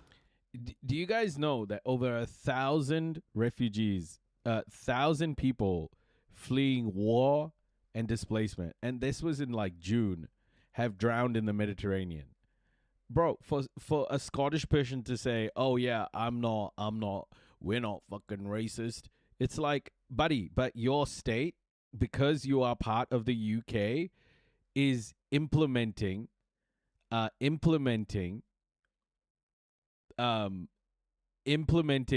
the most vile, like anti-immigrant shit just by being part of the UK. So to say, oh, it's not Scotland is just insane. No, they're not jumping the queue at all. They're waiting as part of that homelessness system, which is indeed in crisis. They're often in bed and breakfast and unsuitable temporary accommodation, waiting their chance of an offer like any other homeless family or individual. In Glasgow, around between 15 and 20% of homes each year are allocated to refugees. And within the homelessness system, refugees, I can absolutely assure you, are not treated any Trump is half Scottish. They're not sending their best. differently from any other type of homeless household. And that's... So there's no priority? There is no priority within the homelessness system itself. You're tarring 5 million people with the same brush and you are narrow-minded. Bro, I'm on the side of the fucking migrants, bro. I don't give a fuck about tarring anyone's fucking image if migrants are being attacked in pogroms. Go fuck yourself. I don't think even Scottish people will think like you. Tarring 5 million people. Fuck that. And with housing scarce and suspicion on the rise, a difficult balance for those running parts of the system. I can understand why there is frustration and anger in communities. You do realize that Scotland voted 48% yes and 52 to leave the UK? Yeah, exactly. The majority of Scottish people voted to stay with the UK, dumbass. How can you call me a moron?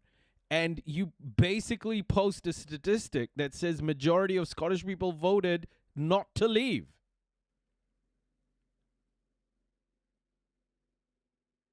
Just the most insane shit. Oh, do you know 48% voted yes and 52% voted no? Yeah, bro. The majority of Scottish people voted not to leave. Communities, What there is a huge housing idiot. shortage. Housing is such an important I'm sorry, guys, but I have to say this. The education system in the UK seems almost comparable to the US now. part of people's lives, and you have people in situations that while they are not homeless and they have a roof over their head, they're potentially in unsuitable accommodation. Can you see then why they might think that someone who's just been given leave to remain in the UK might be skipping the queue? Yeah, no, I can understand why people do think that, but I think the response to this needs to be to address the shortage of housing and the housing supply and not blame a group of people for the housing shortage. Is it racist then to say that your community's changing, you don't like it, and people... Wait. Classical gas. Like, I gotta talk to you about this, right? Canada needs millions more immigrants, but you can't just shove them into the cities. No, man. Like, immigrants aren't just good when you want to use them for your economy. Okay? Like, we're talking about refugees fleeing war. We're talking about people who have, like, it can't just be like you're only good if you can be used. There's got to be like human rights. There's got to be a level of human rights for immigrants and refugees and all of these people. Like, it's not just hey, we got to change our language around immigration, man. We've got to change our language. It's divisive shit. We've got to stop treating other human beings like resources to be exploited. People they think are jumping the queue. Is that racist? It's about not labelling what people are saying. So not jumping to label people and say, you've said that, you've spoken about people from other countries moving into your community, that's you racist. I think it's really important, and it's really important that you have the conversation. People use immigrant as a slur. Like, that's why I called myself the noisy immigrant. Because it was used as a slur against me.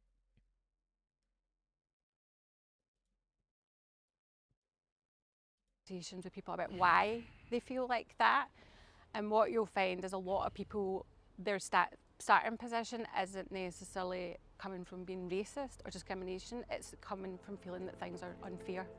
Just call them bigots at least. Yeah, they're minimum bigots. This story is far from straightforward. The housing shortage is real, and it has bred a toxic resentment over who gets priority. In one area, that anger met a real suspect. In another, it chased a rumour. In a system that seems broken, communities appear to stop waiting for the facts. And once a crowd is outside your door, it's already too late to argue whether the story was true or not. I can't believe there was a chatter trying to protect his country from scrutiny because of fucking obvious racism. What, do you think Scottish people don't have white privilege? Like, is that some sort of stupid shit that Scottish people don't have white privilege? That white supremacy doesn't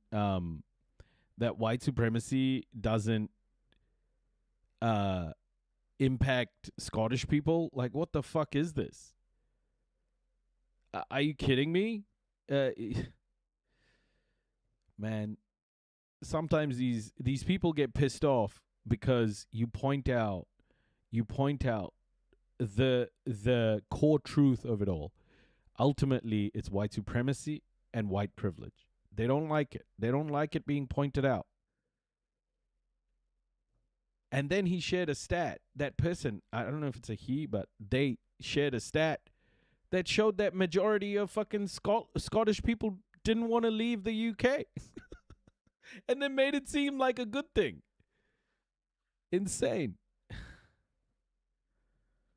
I want to talk about lobby groups just for a bit. There was a really nice doco. A really nice doco has just come out by ABC News. I want us to watch it. It's about lobby groups, and I think a really important an important watch. Let me just find it because I had it here.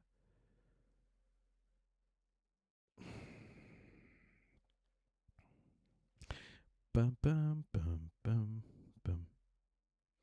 Bum bum bum bum bum. Whoa whoa whoa whoa. Na na na na na na na. Na na na na. Ah, here we go.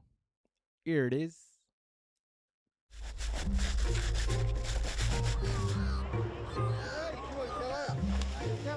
Hey, David, how are you? Good to see you, mate.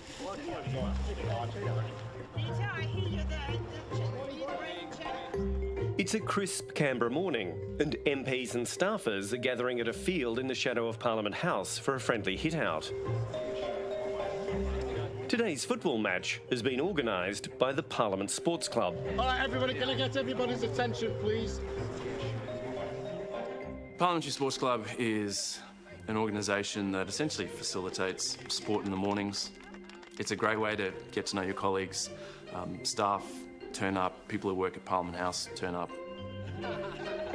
Anyone this morning that's... Chris, my view is Europe has no right to close its borders. Europe nor the UK have zero right to close their borders after what Europe has done to the world. They should have open borders just because they've stolen everything. They've fucked up the world and then they left and now they're closing borders? What the fuck? Stands out. You could be on the plane to America.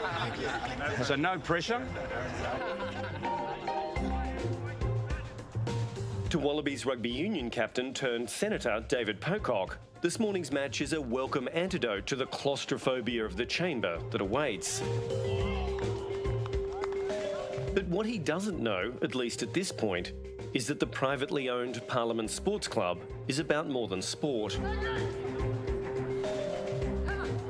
Turns out, and myself and many of my colleagues didn't know this, they were essentially being sponsored by a whole bunch of companies, industry groups, including the gambling lobby. And so the gambling lobby were paying for access. Canada should have open borders. Have you seen how much land we have?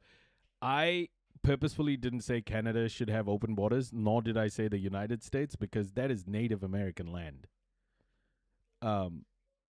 And that land should be returned to the Native Americans.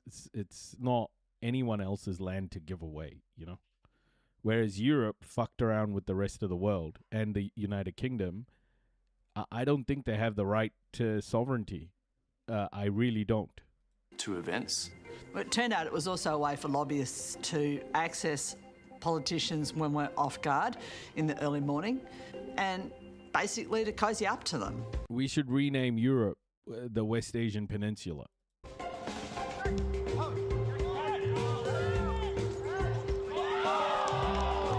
Watching from the sidelines this morning is the most powerful sports betting lobbyist in the country, the CEO of Responsible Wagering Australia, Kai Cantwell.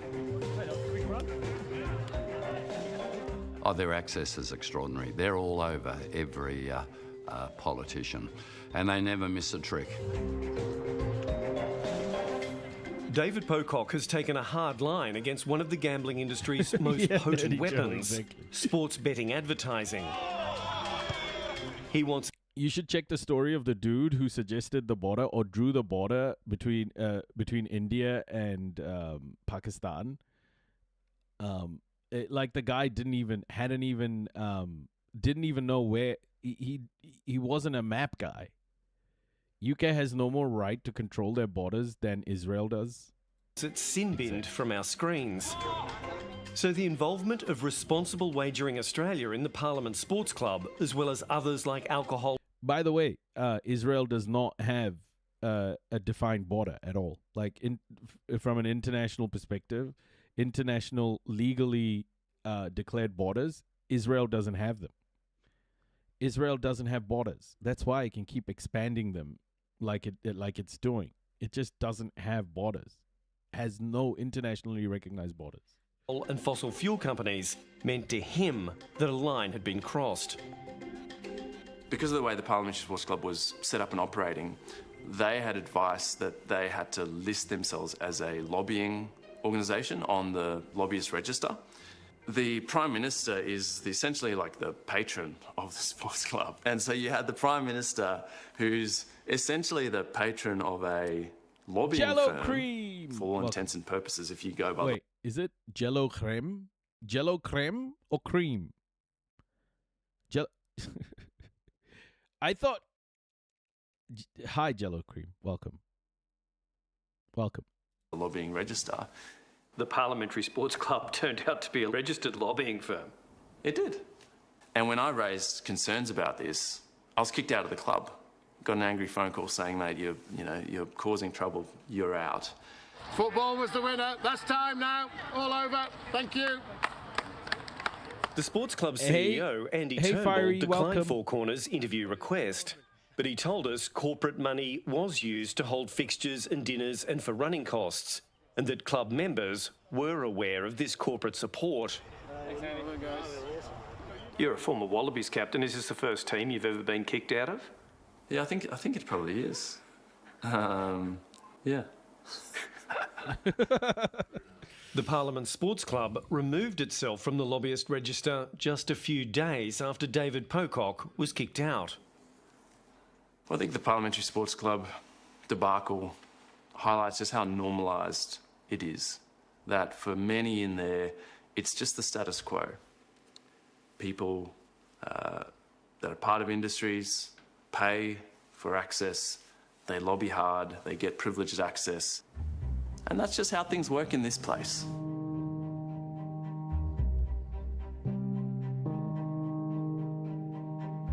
Four Corners has examined lobbying registers, ministerial diaries and political donations to investigate who gets access to Australia's decision makers. It is. And how little the public is told about it. Australians do really value our democracy and we want it to be fair. And a broken lobbying system makes our democracy work unfairly in the interests of the powerful few and not in the best interests of everyone else. Lobbying has been part of the Australian political landscape for decades. But critics say that never before have there been so many lobbyists with so much access to decision makers and so much influence over policy.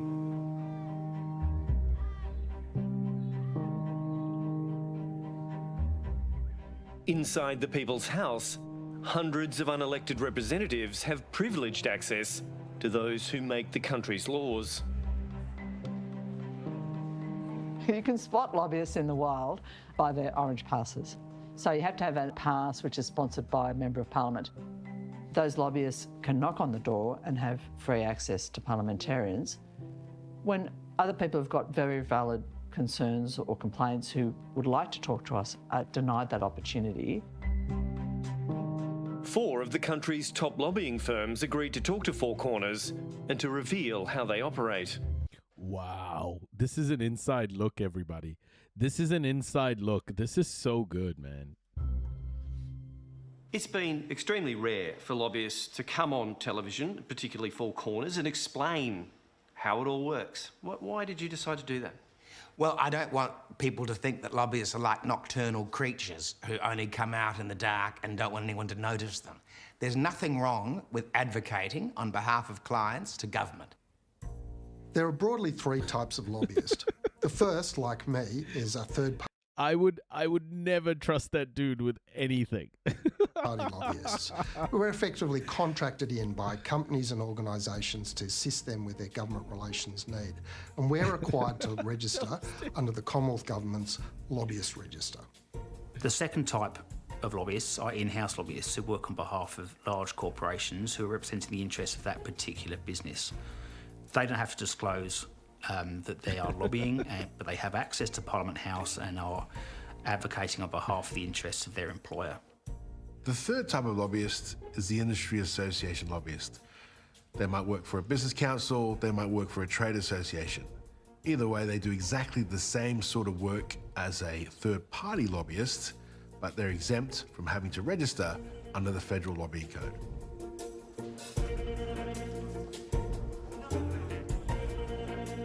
Lobbying's not the problem, it's just the total lack of transparency.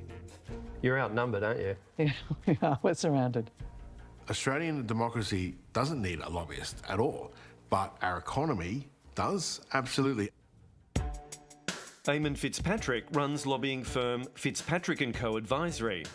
Previously, he was a senior advisor to Prime Ministers Kevin Rudd and Julia Gillard. I think lobbyists provide a very useful service. Government is big and it is complex. So employing a lobbyist helps you navigate through those paths. Simon Banks leads Australia's biggest lobbying firm, the Labor-aligned Hawker Britain. He served as Chief of Staff to Labor leaders Simon Crean and Kevin Rudd. Is it a loop? This is all like, it's so incestual. It's sick, man. All these people are government people, advisors running their own lobby groups. Ugh. It's so bad. What the fuck is they've got so much conflict of interest. Lucrative industry to be in? Look, it's well paid. I don't think anyone would suggest to you that it's not. There's certainly, a premium for the service. I would argue the currency of a good lobbyist is the expertise we provide, not the access. Matthew Harris is the CEO of Barton Deakin, a Liberal and National Party aligned lobbying firm. He's a former Victorian State Director of the National Party. Why have you agreed to talk to Four Corners about lobbying and what you do? I'm really proud of what we do, not just at Barton Deakin, but also across the industry. And I think we play a really important role in Australia's future. So having been in the House of Representatives for 26 years and... So yeah, I tell you what, shrimp on the barbie and things. You know, I got myself a didgeridoo. Yeah. Been involved in sifting through. What a terribly annoying voice this guy has. Okay, like, my gosh, he must be. Many ideas and having your own ideas. Lobbying is really an extension of what I did before, which is talking to people about their ideas. Christopher. Can I just say, like, this guy has a voice of what I would imagine a lobbyist would sound like. He has a lobby dude's voice. But Pine is the chairman of Pine & Partners. He served as Australia's Defence Minister and the leader of the House of Representatives. They're all plotting how to stop me. Oh, wow, a phalanx. A phalanx of cameras. A renowned political operative, he cultivated countless relationships across the aisle during his 2.5 decades in Parliament. I'm a fixer. I fixed it. So I always played the ball, not the person. And I'm not an extremist, of course. I'm sort of a small L liberal, centre-right liberal type. So there's no particular reason to hate me. Having those relationships across the aisle, though. Oh, I don't know. I've got like 300 things. I'm a particular, centre-right liberal. There's no reason to hate me. It must be good for business. Yes, it's very good for business, yeah. As third-party operators, these 4 lobbying leaders have to register themselves, their firms and their clients with state and federal governments. But they say those rules don't apply to the hordes of in-house lobbyists who work directly for companies and big corporations, and who also have a pass giving them valuable access to Parliament. Actually, the vast majority of lobbyists aren't on the register because they don't work for a lobbying firm. They are lobbying on behalf of their company. You know, Qantas Government Relations, not a lobbyist. It's their job to lobby. How does the Commonwealth rank when it comes to lobbying rules compared to sort of the states and territories? Dead last. The whole lobbying system at the moment is broken. So Australians just can't know who's trying to influence government decisions, who they're meeting with when they meet. That's all behind closed doors. Even some lobbyists believe the rules need a shake-up. The rules need to change. They need to be wider and broader, and more so than ever. You know, more transparent? Yeah, 100%. We need to be more transparent, yeah. Transparency means we get rid of the shocks. So that's why I say those sort of rules should, of course, they should apply to someone like me, but anyone else who's performing that role in government relations, well, it should apply to them too. And if you breach those rules, well, there should be consequences for it, no matter who you are. Under new reforms, in-house lobbyists now need 2 sponsors to get a parliamentary pass, and their details will be published on a website. But critics say the system is still not good enough. It's embarrassingly lax. Then there's a total lack of transparency as to who has access to the building. We've got this system where, and you know, this blew my mind after being elected.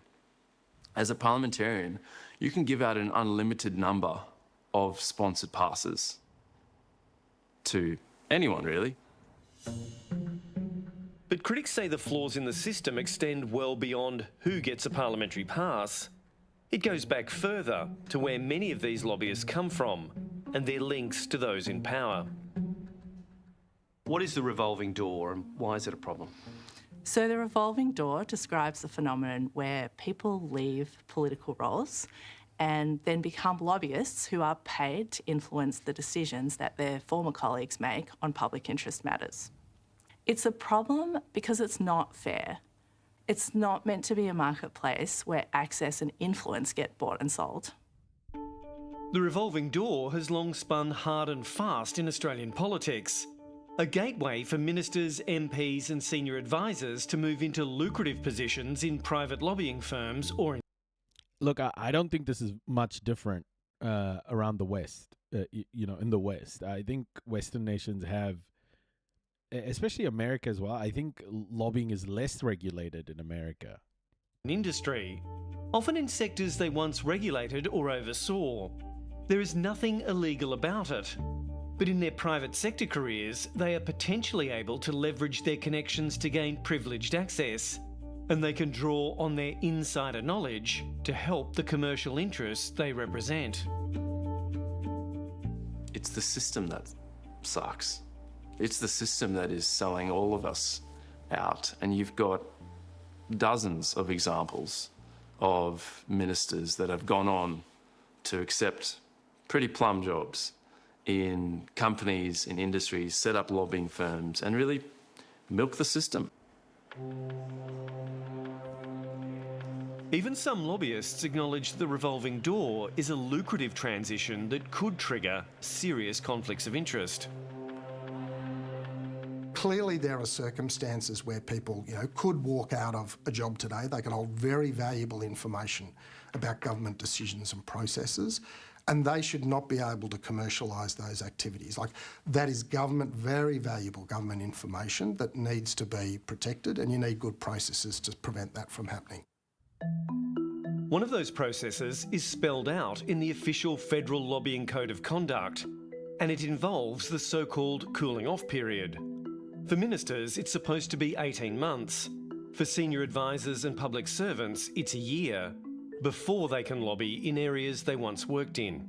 Oh my gosh. So the conflict of interest stuff just goes away after this time? That is not good.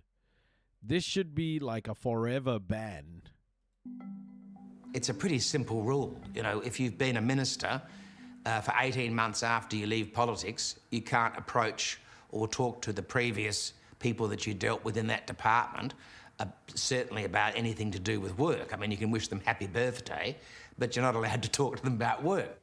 To your knowledge, are the cooling-off periods even policed? I don't believe that the cooling-off periods are ever policed. I've not seen any evidence of that. When we raise this with the government, we raise this with departments, we get told nothing to see here, nothing to see. Is it monetising your public service? Everything gets monetised, Mark, everything. That's just the modern world. What do you say to the critics who say, well, you're just monetising your public service? What's your riposte to that? Well, see, I had a quarter of a century in politics, so I have a wealth of experience of how government works, how opposition works, how politics works. So to me, it would be crazy not to tap in to that experience and that lifetime of learning about the political system. I mean, Christopher's a charming individual. He's the perfect person to be. He's charming and smart. He could sell tea to China. You know, he's going to be a fantastic lobbyist. If I was a lobbying company, I would glom onto him too, because he's Zap, thank you so much for the follow. Zap 1972, welcome. going to do a great job. But, you know, he has inside knowledge that he has gained from decades in Parliament and years as a Defence Minister, which he has taken into the defence industry. I think these people will exploit, like, oh, you can't lobby the people you've worked with clause. They'll just, like, if they do get caught, they'll be like, oh, I didn't work with this guy. They're all in the same club, yeah. Been operating for a few years now. How's business going? We're number 1 in defence, number 2 in infrastructure and construction. Business is good. I'm very happy. Is it a lucrative industry? Well, is it a lucrative? Yes, it's a profitable industry, otherwise you wouldn't be in business. For lobbying firms, defence is a bonanza, with their clients keen to cash in on the $368 billion AUKUS deal between Australia, the US and the UK. There are entire careers, entire harbourside mansions, new consulting contracts. Like, this is the feast of all feasts. Obviously, I mean, it's not a secret to say there's $368 billion being spent on AUKUS over the lifetime of the agreement, and therefore there's a lot of businesses, UK, US, Australian, who want to be part of that story. So AUKUS is important to us, and the defence industry is important to us, but it's heavily scrutinised. It's hard to work out how much more scrutiny you could have, because... So it's not a free-for-all? Definitely not. I mean, it certainly is not a free-for-all. This year, Pine & Partners paid for travel and accommodation for senior Labor Senator Deborah O'Neill to travel to Washington to participate in the firm's $5,000 a head and... Oh my God. Okay, hold on. This needs to be like an emote on our channel. Annual AUKUS conference. We asked the senator about her trip. She said it was within the rules and that she declared it. Literally, he pays for a politician who's inside the government to come across and schmooze with his $5,000 a pop clientele and future clientele and potential clientele over to Washington. And it's a demonstration for them that, look, hey, this bloke, he's got an inside into government. Look, he's got a senator. He brought a senator over. The Labor senator wasn't even close to the highest-ranking figure to speak at the Pine & Partners AUKUS event in Washington. Were you aware that people were paying $4,950 to a lobbyist firm to attend your speech? Senator Vice Admiral Mark Hammond, Chief of Navy. Short answer, no. The invitation to speak at that event and other activities, I think I had 7 speaking engagements whilst I conducted that trip. That invitation came in late last year. It was referred to the Minister's office. Christopher Pine says it's a natural fit for the incoming Chief of Defence to speak at an event focusing on AUKUS. The other criticism that people always get is that they sit in an ivory tower in Russell Hill or Capitol Hill and never talk to anyone. So then opportunities are created by people like me for them to get out and sell their message, and also to hear from people about how it's going.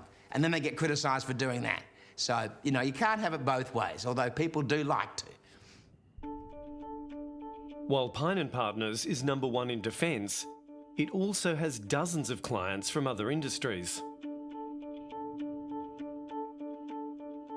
How often do you get the outcome? You know, is it often you don't get the outcome? When you win, obviously, you tell everybody about it. When you don't win, you sort of hope that no one's noticed. So, I mean, I wouldn't know what the percentage of outcomes is, but, you know, business is business. You have a go and you see if you get there or not. Oh, this is so sleazy. This is so sleazy. I don't see this guy as any different to... man. I don't want to say what I want to say, man. This is so fucking sleazy. It's annoying. It's infuriating. We're all being led by these fucking people. It's disgusting. Christopher Pyne is not the only former defence or defence industry minister to pivot to lobbying or a private sector firm. Liberal David Johnston is on the advisory board of big lobbying company TG Public Affairs, as is former Labor Defence Minister Kim Beazley. Joel Fitzgibbon, who also headed the defence portfolio for Labor, is a special counsel to lobbyist CMAX Advisory. While former Labor Defence Materiel Minister Mike Kelly became Australian President of the controversial US software and intelligence company Palantir. Oh my gosh. Palantir's in there as well. Of course Palantir's in there. Where's like an APAC equivalent? There'd be an APAC equivalent here too, right? Good morning, everyone. Welcome to Holsworthy Barracks. I hope you saw an impressive display of Army's newest aircraft, the UH-60 Mike Black Hawk, this morning. It's not just former ministers who walk through the revolving door. Jeremy King was one of the most senior members inside the Army, a Major General, and responsible for, a series of critical procurement decisions, and most notably getting a US weapons system called the Black Hawk helicopter. Major General King had a key role in the Army's 2023 decision to replace the Taipan helicopter with 40 Black Hawks built by the world's largest defence company, Lockheed Martin, in a $2.8 billion deal. And where is Jeremy King now? Well, he's running Lockheed Martin Australia, of course. And oh my God, he's running Oh my, this is so bad. And, when we were checking the data, there wasn't even a week between walking out of defence and taking the most senior position in Lockheed Martin Australia. I think it was January 5 this year he leaves the military. January 12, a week later, he's appointed or announced as the new CEO of Lockheed Martin Australia New Zealand. They can literally walk out of defence one day and walk into an arms manufacturer, a defence consultant, a lobby group the next. In a statement to Four Corners, Lockheed Martin said it had instituted rigorous conflict of interest safeguards that isolate Jeremy King from programs connected to his defence service. Another multi-billion-dollar industry that's benefited from the revolving door has been gambling. According to Transparency International, gambling companies hire more federal lobbying firms than any other harmful industry, twice as many as alcohol. Wow. And there's one sports betting lobbyist that's particularly powerful. Responsible Wagering Australia is the lobbying group on behalf of the gambling industry. My understanding is that it takes no prisoners in its pursuit of the best interests of the gambling industry in Parliament House.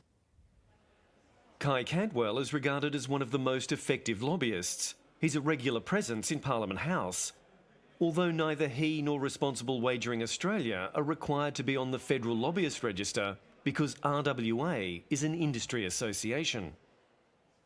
Kai Cantwell effectively lives at Aussies, which is the cafe inside Parliament House where you meet all the ministers, all the journalists. He set up permanent camp there, so he's very effective.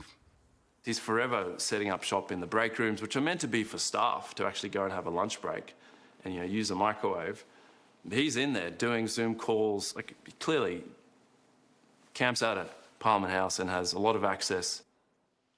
David Pocock's office says it has twice reported Kai Cantwell to the Senate's Usher of the Black Rod for using the staff break rooms to hold video meetings. The Responsible Wagering Australia boss declined our requests for an interview. In an interview with Four Corners last year, it was put to the gambling lobbyist that he was regularly knocking on MPs' doors. I wouldn't say I wouldn't characterise it as that at all. I think it would be an intrusion to just go and bang down doors. There is one door Kai Cantwell is familiar with, the revolving door. He moved to Responsible Wagering Australia, which represents major gambling companies like Sportsbet and Bet365, after working as Chief of Staff to then Social Services Minister Anne Ruston. Is help frame laws to reduce gambling harm, and then he's jumped the fence and is working for the gambling industry. You have to wonder, at what point did he start to have conversations with the gambling industry about taking up that role? You know, all of these people who are like, oh, that happened and I didn't see that coming. Are you serious? No. They're all acting stupid. Even that lady, I don't find very, acting in good faith at all. I think she knows. I think she knows more than she's letting out there. But it just continues to happen. It just continues to happen because these people keep ignoring it and then, pearl clutch when someone confronts them and asks them a question. It's like, oh, did you know this guy was working for this company? And they're like, really? Is that true? No. No, he didn't. It's fucking disgusting. Kai Cantwell is by no means the only political operative to pass through the revolving door into the gambling lobby or wagering companies. Just a few months after Labor Senator and former Senior Minister Stephen Conroy quit Parliament, he took up the position of RWA's Executive Director. And the current chairman of RWA is former long-standing Liberal Cabinet Minister Nick Minchin. Under the federal rules, RWA, despite representing some of the biggest gambling players in the country and scoring meetings with state and federal ministers, is not regarded as a lobbying group. Well, it's an organisation which seeks to change the behaviour of government by meeting with politicians and changing the way that we behave or the decisions that we make. So yes, it's clearly a lobbying group. In a statement, Responsible Wagering Australia said it complies with all applicable laws, disclosure requirements and parliamentary protocols, and rejects any suggestion its conduct has been improper. Thank you. The limits of the register matter because the gambling industry has been lobbying during one of the most important policy contests it has faced. Is it just on the gambling ledge? Is that all it is? Simon Kennedy is a federal Liberal MP and the co-chair of the Parliamentary Friends of Gambling Harm Minimisation. This is a country that already has the worst gambling problems in the world, and they actually have crumbled to the gambling lobby. At Sportsbet, we're proud supporters of those who have a crack. A report by the late Labor MP Peter Murphy recommended a complete online gambling advertising blackout, a national regulator and a ban on inducements. But after a fight back by the gambling lobby, critics say the Albanese government put up a watered-down bill. Sportsbet, proud supporters of having a crack. I want our politicians to be strong enough to stand up to lobbyists. And whether that's the Prime Minister with the gambling lobbyists, we need our politicians to be acting in the national interest and for everyday Australians, not being the sound pieces for lobbyists and their megaphones. I almost became one of the gambling-related suicides that no one talks about. Kate Seselja almost lost everything to poker machines. She wants the government to stand up to an industry she says destroys lives.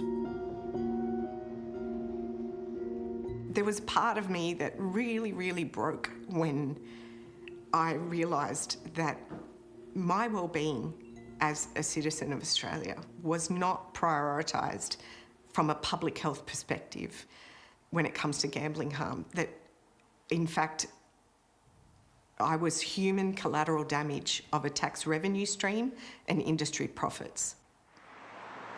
Labor MP and veteran paediatrician Mike Freelander represents the seat of Macarthur in Western Sydney, a community he says has been ravaged by gambling addiction. We see people involved in family breakdown, in family violence, people losing houses. Four Corners spoke to Mike Freelander in July as the government was trying to get support for its gambling reforms. He wanted the Prime Minister to take on the gambling industry and its lobbying arm.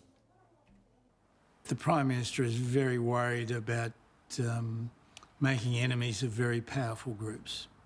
And I think we saw that years ago when we tried to rein in the clubs and pubs around, poker machines and things. And I understand in some way why he's reticent to take stronger action. Because this is a very powerful lobby, isn't it? Oh, it's unbelievably powerful. So the Prime Minister is obviously cognisant that if he pushes too hard, he's going to have some powerful enemies there. Yeah, well, they're powerful enemies to make. And, his political judgment's been pretty good so far. I've got to give him credit for that. Hold up, guys. There's a few comments I need to read here. Gambling industry everywhere is evil. They know the majority of their profits come from problem gamblers. In the UK, we have evidence that they have even provided credit facilities for people who have gambled obsessively and lost everything. When I worked in prison reform, I met multiple people who had committed fraud or embezzlement after developing a major gambling addiction. First time their partners or family finds out is when the house is being repossessed. It is brutal. Crazy. It's so fucked how many politicians, even when they aren't getting kickbacks, just believe all the lobbyist bullshit is some picture of what's actually going on in the world. You hear them talk about these clearly wrong things like they're normal. Yeah, they're not victims. They're not victims. They're doing it on purpose. They know exactly what's going on. It's just money. In Australia, in Oz, Royal Commission evidence, we give that some gamblers were offered. Oh. Right. Certainly speaking for my community, they would love us to be Hey, stronger. Morty, welcome. Who do you really want a meeting with? Who would you like to talk to? I really want to sit down with the PM and have him tell me to my face that he's getting the balance right. Kate Seselja now works free of charge, advocating for those who've suffered gambling harm. Like Kai Cantwell, she has a parliamentary pass, but she's not getting the meetings she wants. We have nowhere near the level of access that gambling companies and these industries that feed off gambling interests have as way of access to politicians. Yeah. Recently, Kate Seselja found herself sitting close to Kai Cantwell at the Parliament House Cafe when she got a phone call from the distressed father of a young... Wheel out the box, bring us Maggie. That's who we need to hear from. Reanimate Maggie. Man. He just discovered that his son was $150,000 in debt from sports betting. And he'd gone so far as pawning he and his wife's rings to try and win back that money. And I'm listening to this man on the worst day of his life talk to me about his 24-year-old son. And I'm filled with rage that a metre away, the man who is paid to protect this industry was right there. And I wanted to just hand him the phone and go, Kai, you deal with this. Hey, Mama Sunshine, welcome. I met someone who worked for William Hill betting company, and he said literally everyone who worked in the office, his manager, the analyst, comms people, etc., are all problem gamblers. Oh my gosh. They even track famous people with gambling addiction to see what they are betting on. Oh my goodness. It's so unethical, eh? It's so unethical. How can this be real? Like, I'm so happy that in my life, like I never was a gambling person. I never gambled. Like, even a credit card is so. You've just gambled, eh? Amber's just been on a work party trip to the casino. No shit. That Amber doesn't go often. She goes like once or twice a year. Or at least that's what she tells me. David Pocock says the gambling lobby has won the battle to sway the Prime Minister for now. Was it good? Yeah, the house always wins, Ams. The house always wins. It's a PM that is captured by the gambling lobby, by the sports, by the broadcasters. So, Did you bet our house away or no? it's tragic. That's fine then. And the gambling lobby has been very effective. Incredibly effective. Yeah, they've won this one because they got to the Prime Minister. Like, please don't bet our house away when we're trying to sell it, please. Hey, Manda, welcome.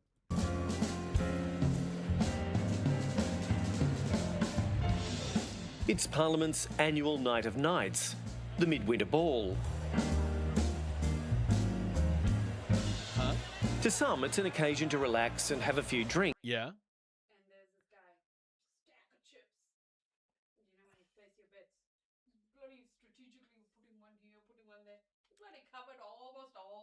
Just place it one by one if you want. You don't like go, I'm going to put here, put one over there, then I'll put half over here. Some people just like, they're there for days. Just strategically placing it. There's no like strategy to it. It's just. He covered every number in his colour. My goodness. Every number. Nuts. Drinks and an opportunity to rub shoulders with those who shape policy. You know the people who are like addicted to this stuff, who think there's like a strategy to this stuff. That's when you know you've gone too far. Like, there is no strategy to this shit. It's all like random as fuck. The card counting stuff, okay, man, but we're not all math, geniuses to be able to do this shit in our heads or learn it quickly. Most of this strategy shit is just people convincing themselves that they can game the system. It's so bad. This whole industry is just so slimy. The guest tonight, Kai Cantwell. Also in his finery tonight is Labor MP Dan Rapopoli. He's Australia's first special envoy for men's health. He's spoken passionately in the Parliament about the devastation caused by gambling. For some blokes, it becomes something much darker. It leads to stress, shame, financial trouble and broken relationships. It can push...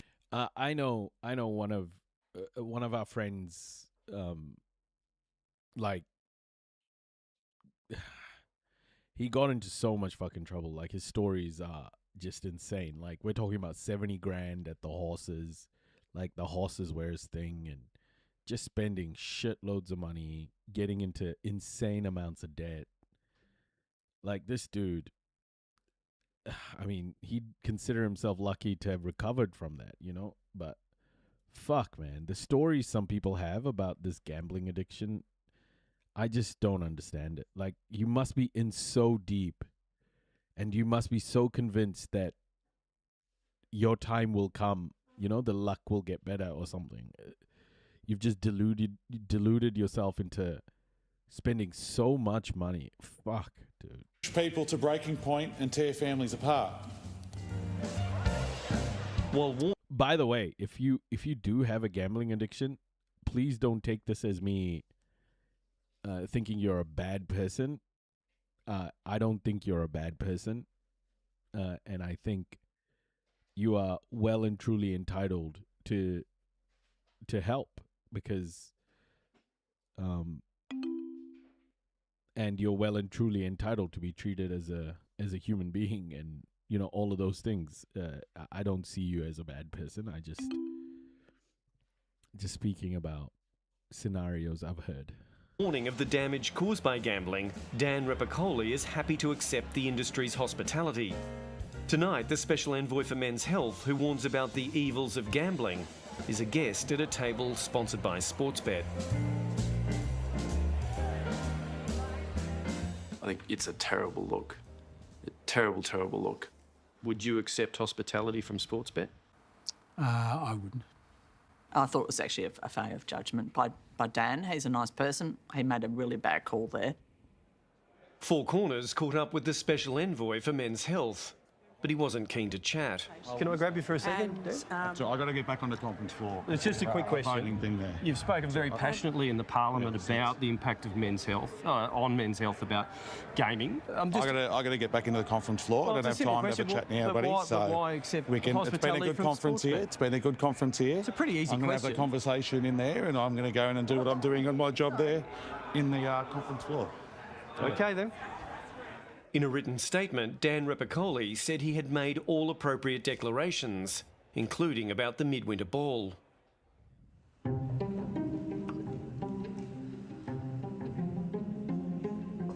Kai Cantwell, CEO of Responsible Wagering Australia.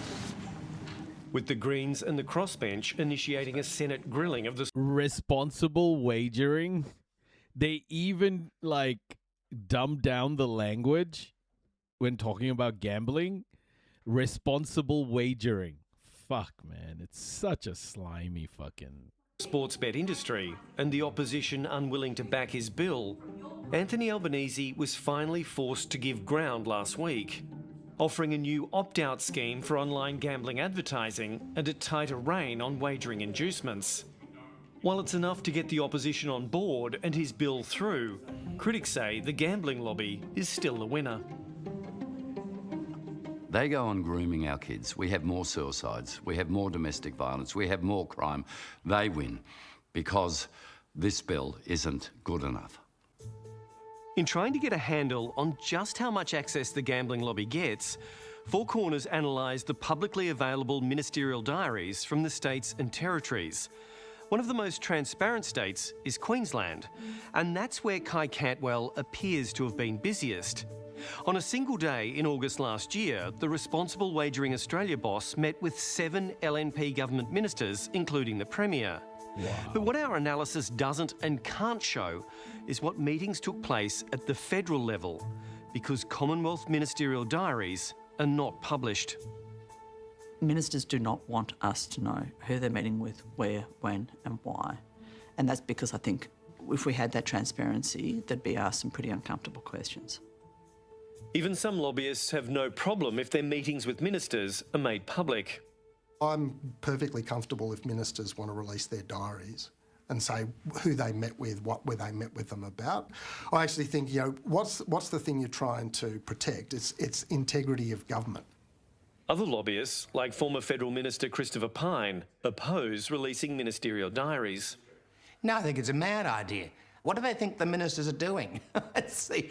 I mean, what do these so-called advocates, what do they think the ministers are putting in their diaries that they're going to be revealed, that are going to suddenly, be a smoking gun?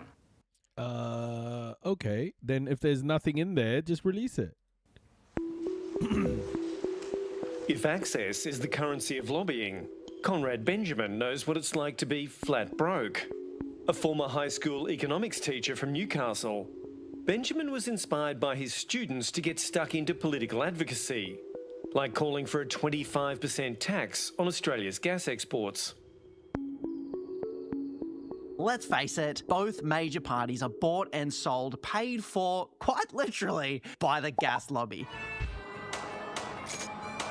How does it make you feel when you hear lobbyists say that what they do, lobbying, is good for our democracy? I would say buying and selling access to our politicians, how can that ever be good for democracy? Benjamin created Punters Politics, aimed at younger voters, amassing more than 600,000 followers on Instagram alone. Has that meant that you've been able to get through those doors to see people who make the decisions? Not the ones that actually make the decisions. Give it up for the lobbyists, everybody. Struggling to get a meeting with a minister, Conrad Benjamin decided to use the system against it.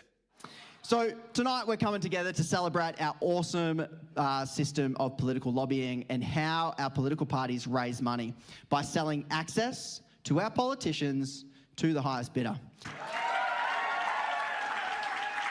So I had the Punters Politics political fundraiser, and I quite literally sold tickets and said, hey, if you want to see this politician, give me money. How much did you get? So we got 100 grand in total, fundraise 100 grand. And what did you decide to do with your $100,000? Get a lobbyist. So if you can't beat them, join them. If you can't beat them, join them. Right, like this is how the system works. It's ridiculous.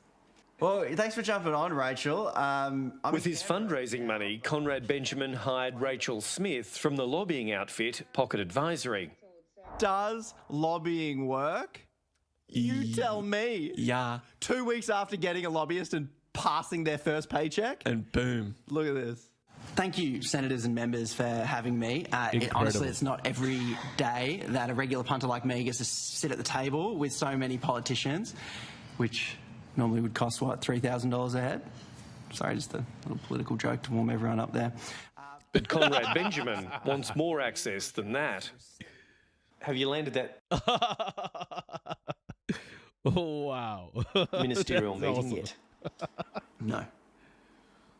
But we will keep trying. Four Corners has analysed political donations from 93 federally registered lobbying firms between 1998 and 2025. All up, they disclosed about $13.5 million in donations. For the top 10 firms, the combined total to Labor and the Coalition was about $4.8 million, or about 1/3 of the entire pool. More than $3 million of that went to Labor, with Hawker Britain alone accounting for about $1.16 million. Pine & Partners, a relative newcomer, donated to both sides, about $68,000 to Labor and $35,000 to the Coalition. We don't donate very much. We tend to be more focused on the people and the areas that are of interest to our clients. So, you know, we will go to fundraisers that Richard Miles is speaking at, or Angus, or obviously Anthony. So we tend to kind of be selective about what we do. Oh, he calls him by his first name. Anthony. Anthony. And that's really simply so that we can put our clients in front of ministers and like-minded people. Now, Hawker Britain is by far the largest political donor, more than $1.1 million to Labor. Why donate so much? Well, in fact, what we do is we donate to attend events. So, for example, we don't write cheques to Labor Party politicians of, any amount of money, even $1, for example. But the party puts on a lot of events, and obviously spending time with politicians and decision makers is a valuable thing for us to do. It's a very expensive operation then, isn't it? It can be, but the answer is, if you want to attend, you pay. Shameless. Shameless, folks. It's the 50th National Conference of the Australian Labor Party, this year in Adelaide, where about 400 delegates from the Prime Minister down to ordinary party members gather to shape the ALP's future platform.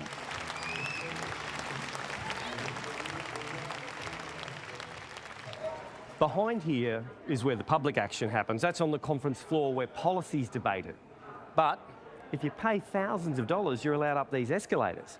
That's where, maybe through your lobbyist, you get pay for access for ministers. You can get meeting after meeting after meeting.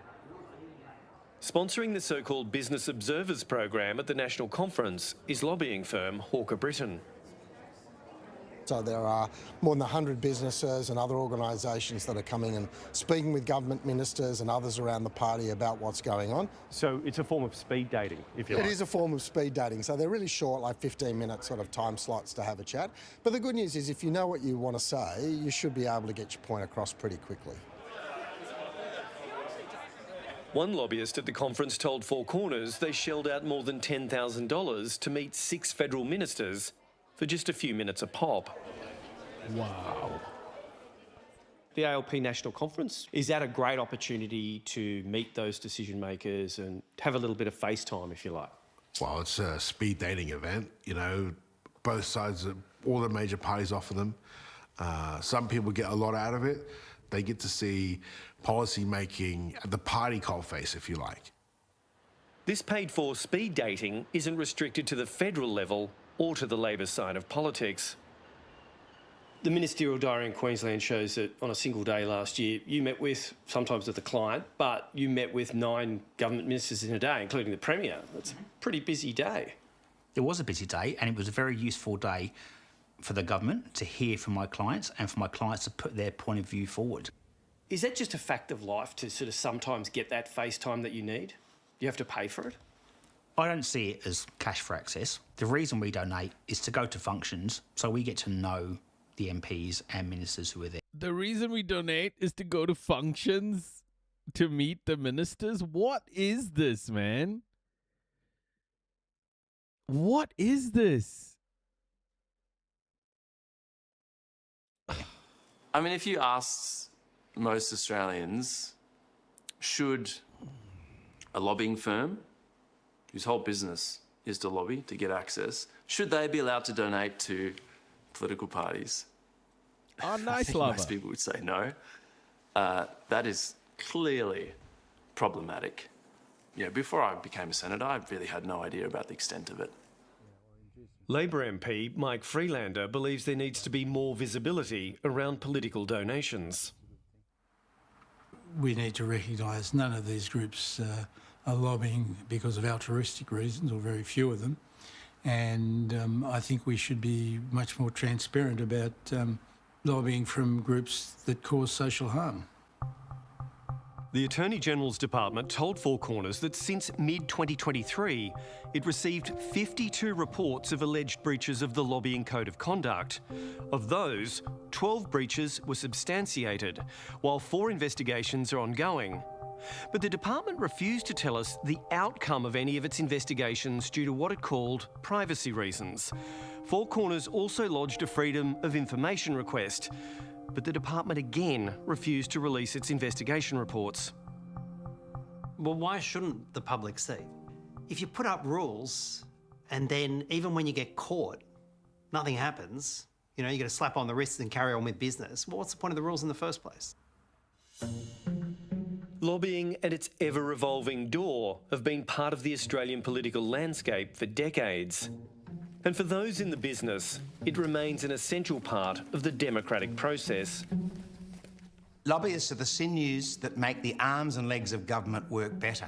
They bring ideas and proposals to ministers and ministers' staff that they wouldn't otherwise necessarily see. And that gives ministers another source of advice, and that's good for the Australian government and therefore good for the Australian public. But with more than 350 firms on the federal books, including nearly 70 new players registered this year alone, this is an industry that's growing rapidly and becoming increasingly sophisticated when it comes to getting what it wants. There are too many lobbyists. I think Australia is governed for vested interests and for the squeaky wheels, and why I came into Parliament is I want to be the lobbyist and advocate for the Australians who can't afford lobbyists. I'm their lobbyist. That's why I was elected. And the revolving door is spinning faster than ever, with more and more political insiders joining the lobbying ranks. What would happen if that revolving door was slammed firmly shut? Cutting people like me out of a future career in working with government as a lobbyist is kind of a madness to waste all those experiences. We paid you between 200 and 500 grand a year. You work it out, mate.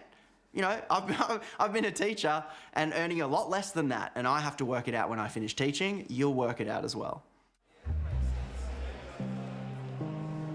The federal regime is almost 20 years old. It still does not reveal the basic facts: who lobbyists meet, when they meet, and what they seek. Without that information, Australians cannot properly judge who is trying to shape the decisions made in their name. Australians are losing faith in government. They're losing faith in politicians. I think they think we're all a little bit dirty, and with good reason, because they're seeing us making decisions which are in the best interests of lobbying groups, not in their best interests. This is so sad.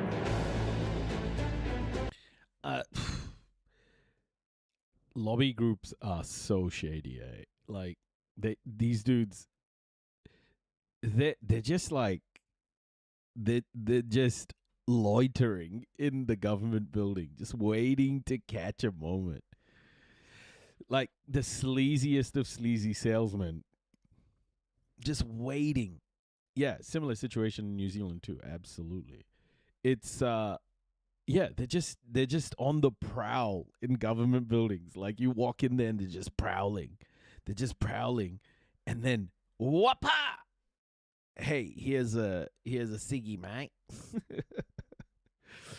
Oh, it's so corrupt and it's so horrible. Oh, what is going on? How do we stop this? Pine comes across like a lobbyist pervert. All he needs is a trench coat. That Chris Pine dude just seems like the worst human being. The U.S. Treasury has just sold $25 billion. I'm sorry to say, but that guy just seems like the sleaziest of sleazy people. I'm just going to use the bathroom. I'll be back. Give me 2 minutes, guys. I'll be right back, and then we're going to get into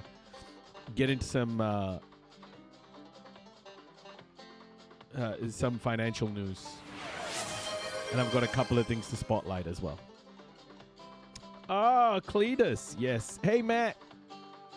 I'll be back in a second. Back in a sec.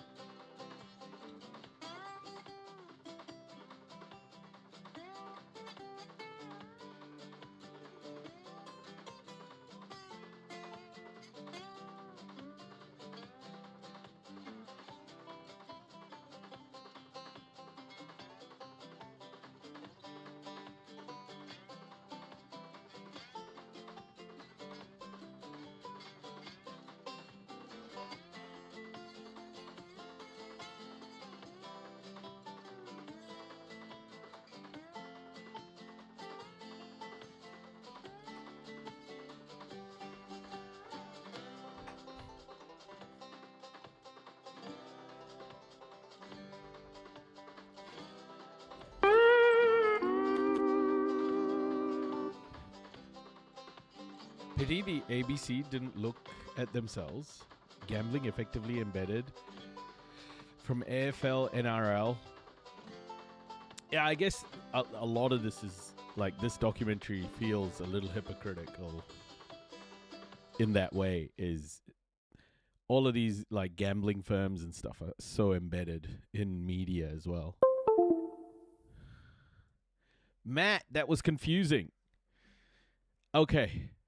Who is buying America's debt these days? Huh? Aren't you interested? I am. I want to know. The U.S. Treasury has just sold $25 billion of 30-year bonds at a yield of 5.216%. That's the highest rate the government's paid on 30-year debt since 2001. That effectively means the interest rate which the US taxpayer pays to bondholders has soared massively in the last few years. The reason everyone should care is because government bond yields determine the value of equities, corporate debt, and even mortgages. Let's be clear, America can still sell its debt. The vital question is who's buying it and what it now costs to keep them at the table. The US national debt passed $40 trillion this year. That's an issue for Treasury Secretary Scott Bessent, because it means he needs to issue more and more bonds to refinance maturing debt. Older bonds mature constantly. That puts the Treasury back in front of investors month after month, whatever the prevailing rate happens to be. For most of the last 2 decades, that dependence cost very little. Interest rates in the US and globally were depressed. As inflation has surged back after the pandemic, we've seen government borrowing costs the world over rise. Bond prices and yields move in opposite directions. As investors sold their bonds, the government's cost of borrowing climbed. More recently, that expense climbed furthest at the long end of the market, where lenders are committing cash for 30 years. The reason that interest rate was so high is because borrowing over the long term carries extra risk for investors, and therefore they're demanding more and more compensation to adjust for those risks. For decades, the Treasury market could rely on a fairly dependable group to buy these bonds: the Federal Reserve, foreign central banks, and long-term institutional investors, including pension funds. That base is changing. As the amount of government... I fucked up. I fucked up, everybody. I fucked up. Amber had put Ginger's food in the fridge. I was only supposed to give him 1 container. I gave him 2 containers. And now he doesn't have breakfast. So I fucked up. My solution was, okay, I gave him 2 meals, so he doesn't need to have breakfast tomorrow. Oh dear. Oh dear. They don't know what the they're doing. Thank you, friends. Debt has increased in recent years. They're becoming increasingly reliant on hedge funds, who are more likely to buy and sell over a shorter period of time. A central bank can buy treasuries for reasons that have almost nothing to do with the return, and can keep buying even when the price moves against it. A hedge fund is much more price sensitive. It may often just leave. One group should, in theory, be filling that gap. For decades, pensions would seek long-dated government bonds to match against their liabilities in the so-called defined benefit payment system. That means they promise Detrius25, thank you for the follow. Pension members a certain payout when they retire. But in recent years, pension... He dropped the largest fucking poo. Oh my gosh, I took him for a walk. He's dropping some big ones, eh? I wonder why. Wait, no, he hadn't digested his dinner. Hey, quiet in the cheap seats, thank you. You put so much in his stomach that everything just got pushed out. Quiet in the nosebleeds. Have been moving towards a new system, which is instead based on market returns. Since governments can't rely on that same demand from pension funds, they have to seek investors at different maturities, such as money market funds, which will only lend their capital for up to a year. So, at the very moment governments need investors willing to commit for decades, one of the few natural sources of that demand is becoming less dependable, and the long end of the market is left to buyers who are more price sensitive and more willing to walk away. This August, Treasury Secretary Scott Bessent changed tack. Bessent is doing things which are unpredictable and changing the rules of the game. He announced the government would increase buybacks of long-dated government bonds by financing shorter maturity debt, providing what the Treasury called greater liquidity support to the market. But as a lobbyist would say, it's good you fucked up because then you get an opportunity to do better later. It didn't immediately... Oh, do I have a story for you? Oh my gosh. We had just bought Ginger home, okay? Let me just show you this picture. This is what he looked like when we just bought him home. We just bought the little sucker home. And he was literally wearing this fucking thing, okay? So this is Ginger. And we bought him home as a puppy. And the first day I was supposed to feed this little fuck, okay? The first day I was supposed to feed him, I gave him like 3 times what I was supposed to give him. I gave him 3 times. This jumper stopped fitting him And he was walking around like this. He was waddling. Oh my gosh. He was walking around, like waddling around, and he didn't eat. Yeah, he ate everything. I didn't know. I thought dogs would fucking stop, but he just kept eating. He just kept eating. He ate everything. Oh my goodness. He ate and he ate and he ate and he ate. Ugh. Yeah, and then he pooed and he pooed and he pooed. This was him. Like, you can see his tummy there. You can see his, like, tummy. It's so huge. He didn't stop eating. He didn't stop eating, man. Oh, my gosh. I did that as a kid so the dog would like me best in the house. He's such a cute boy. Honestly, I love him so much. He's just... He is just such a good boy. Look at this image, guys. Look at this picture of him. Look at this picture. Isn't this the best?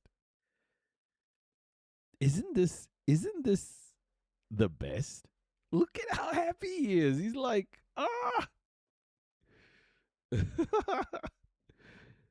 Oh, I love him.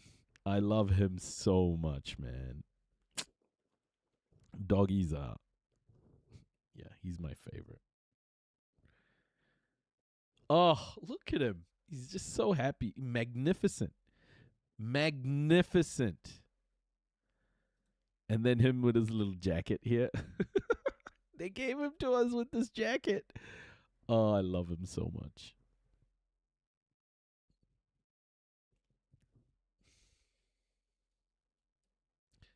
What a good boy.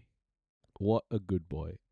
I can't imagine, like, even just thinking about losing him now, I just feel, it makes me feel so sad, even just thinking about it. I'm so glad we went for it, you know? I'm so glad we just committed and did it, because I can't imagine losing this guy. He's just the best. Ah, he's so good. Ah, you beautiful boy. Immediately solve the problem. A concern among bond investors is that if the Treasury becomes more unpredictable, they might start needing to demand a higher compensation for that uncertainty. None of this would matter if it wasn't for this. US government bonds are the center of the financial universe. They're used to price everything from the rates on corporate loans to equity valuations. Crucially, they're also a key determinant of mortgage costs. The same repricing reaches landlords refinancing buildings, developers deciding whether a project still makes sense, and companies rolling over debt they took on when money was cheap. It reaches the government itself as well. In August, US interest payments to bondholders hit a record $85 billion.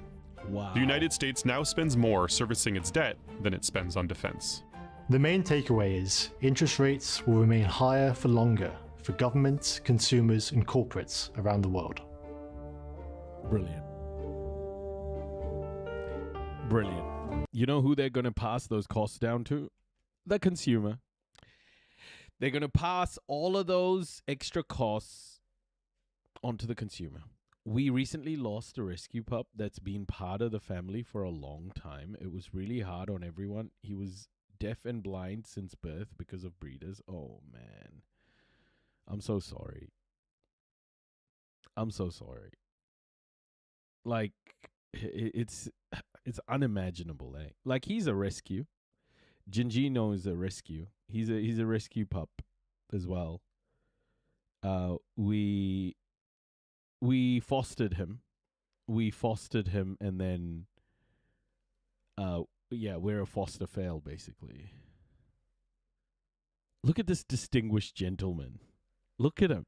Oh, I love him so much, man. Oh, what a good boy. What a good boy.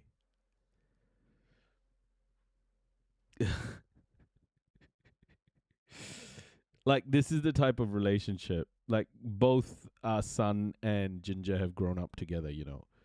Like, that's how they they're just hanging out all the time. I'm so happy that they're growing up together, man. That's a foster success for a doggo. They foster as a trial. Yeah. He's such a good boy. Hello. Hoi dear. He's so funny. This is him. This is him just after his first surgery. Poor boy. Look at him. After his first surgery, my doggo is the size of his head. Yeah, he's a big boy. He's 40 kgs. He's close to 40 kgs. He lost a little bit of weight with his surgeries. But yeah, I'm so glad he's alive, man. This is him after his second surgery. Even the doctors were like, he's so stoic, and he just didn't even feel like he was just the best boy. After all of his surgeries, like he didn't have a negative sort of moment. He was just ready. He was ready to take on the challenge. And I think that's just how loved he is at home, how incredibly valued he is in our family. This is his first meal after his second surgery. Good boy. Want some more? Oh, what a brave boy. Want some more? Eat it. Here. Don't be camera shy. Good boy. What a good boy, honestly. Oh, we almost lost him. You know. Almost destroyed me. But he's here. He's here, everybody. He's still here. He's still here. Just giving us so much love.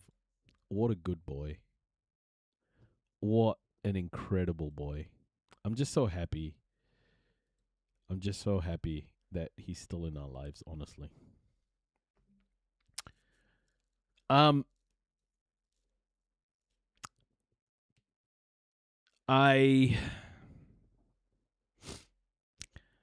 sorry I came on late today. I'm sorry I came on a little bit late. I fell asleep with my son when I was putting him to bed. And yeah, just didn't wake up for a while. But I'll be back again tomorrow. I'll be back again tomorrow. And we will definitely go through the news of the day. I'm going to head out because it is getting to 12:30. But thank you so much for being here, everybody. Thank you so much for being here. And happens to me all the time also. Yeah. Thank you so much for being here with me.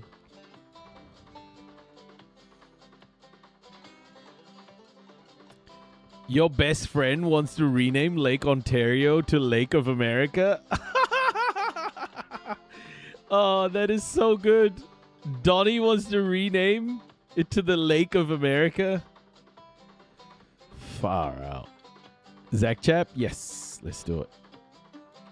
What a tool bag, man. Yeah, we're definitely going to follow that, eh? We're going to follow Freedom Lake.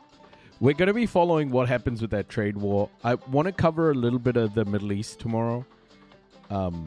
West Asia. By the way, guys. By the way, everyone. Please normalize calling Europe West Asian Peninsula, please. Like, can we just do that? Can we just start calling Europe West Asian Peninsula? I'm just going to refer to it as that. We need like a noisy community dictionary or something so that people can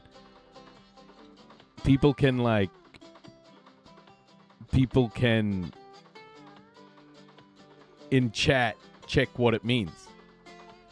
call Americans European Americans too. Not just Europeans.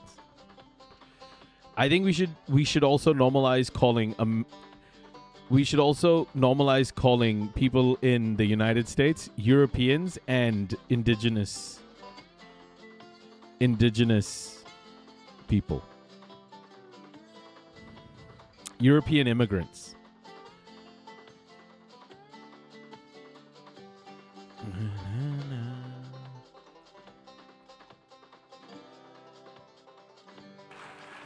Oh, nah, this is not recent. This is not recent. Okay. Enjoy the raid. See you later. Whoops. Everyone just left. Okay. See you, everybody. See you, YouTube. Kakite. I'll catch you tomorrow.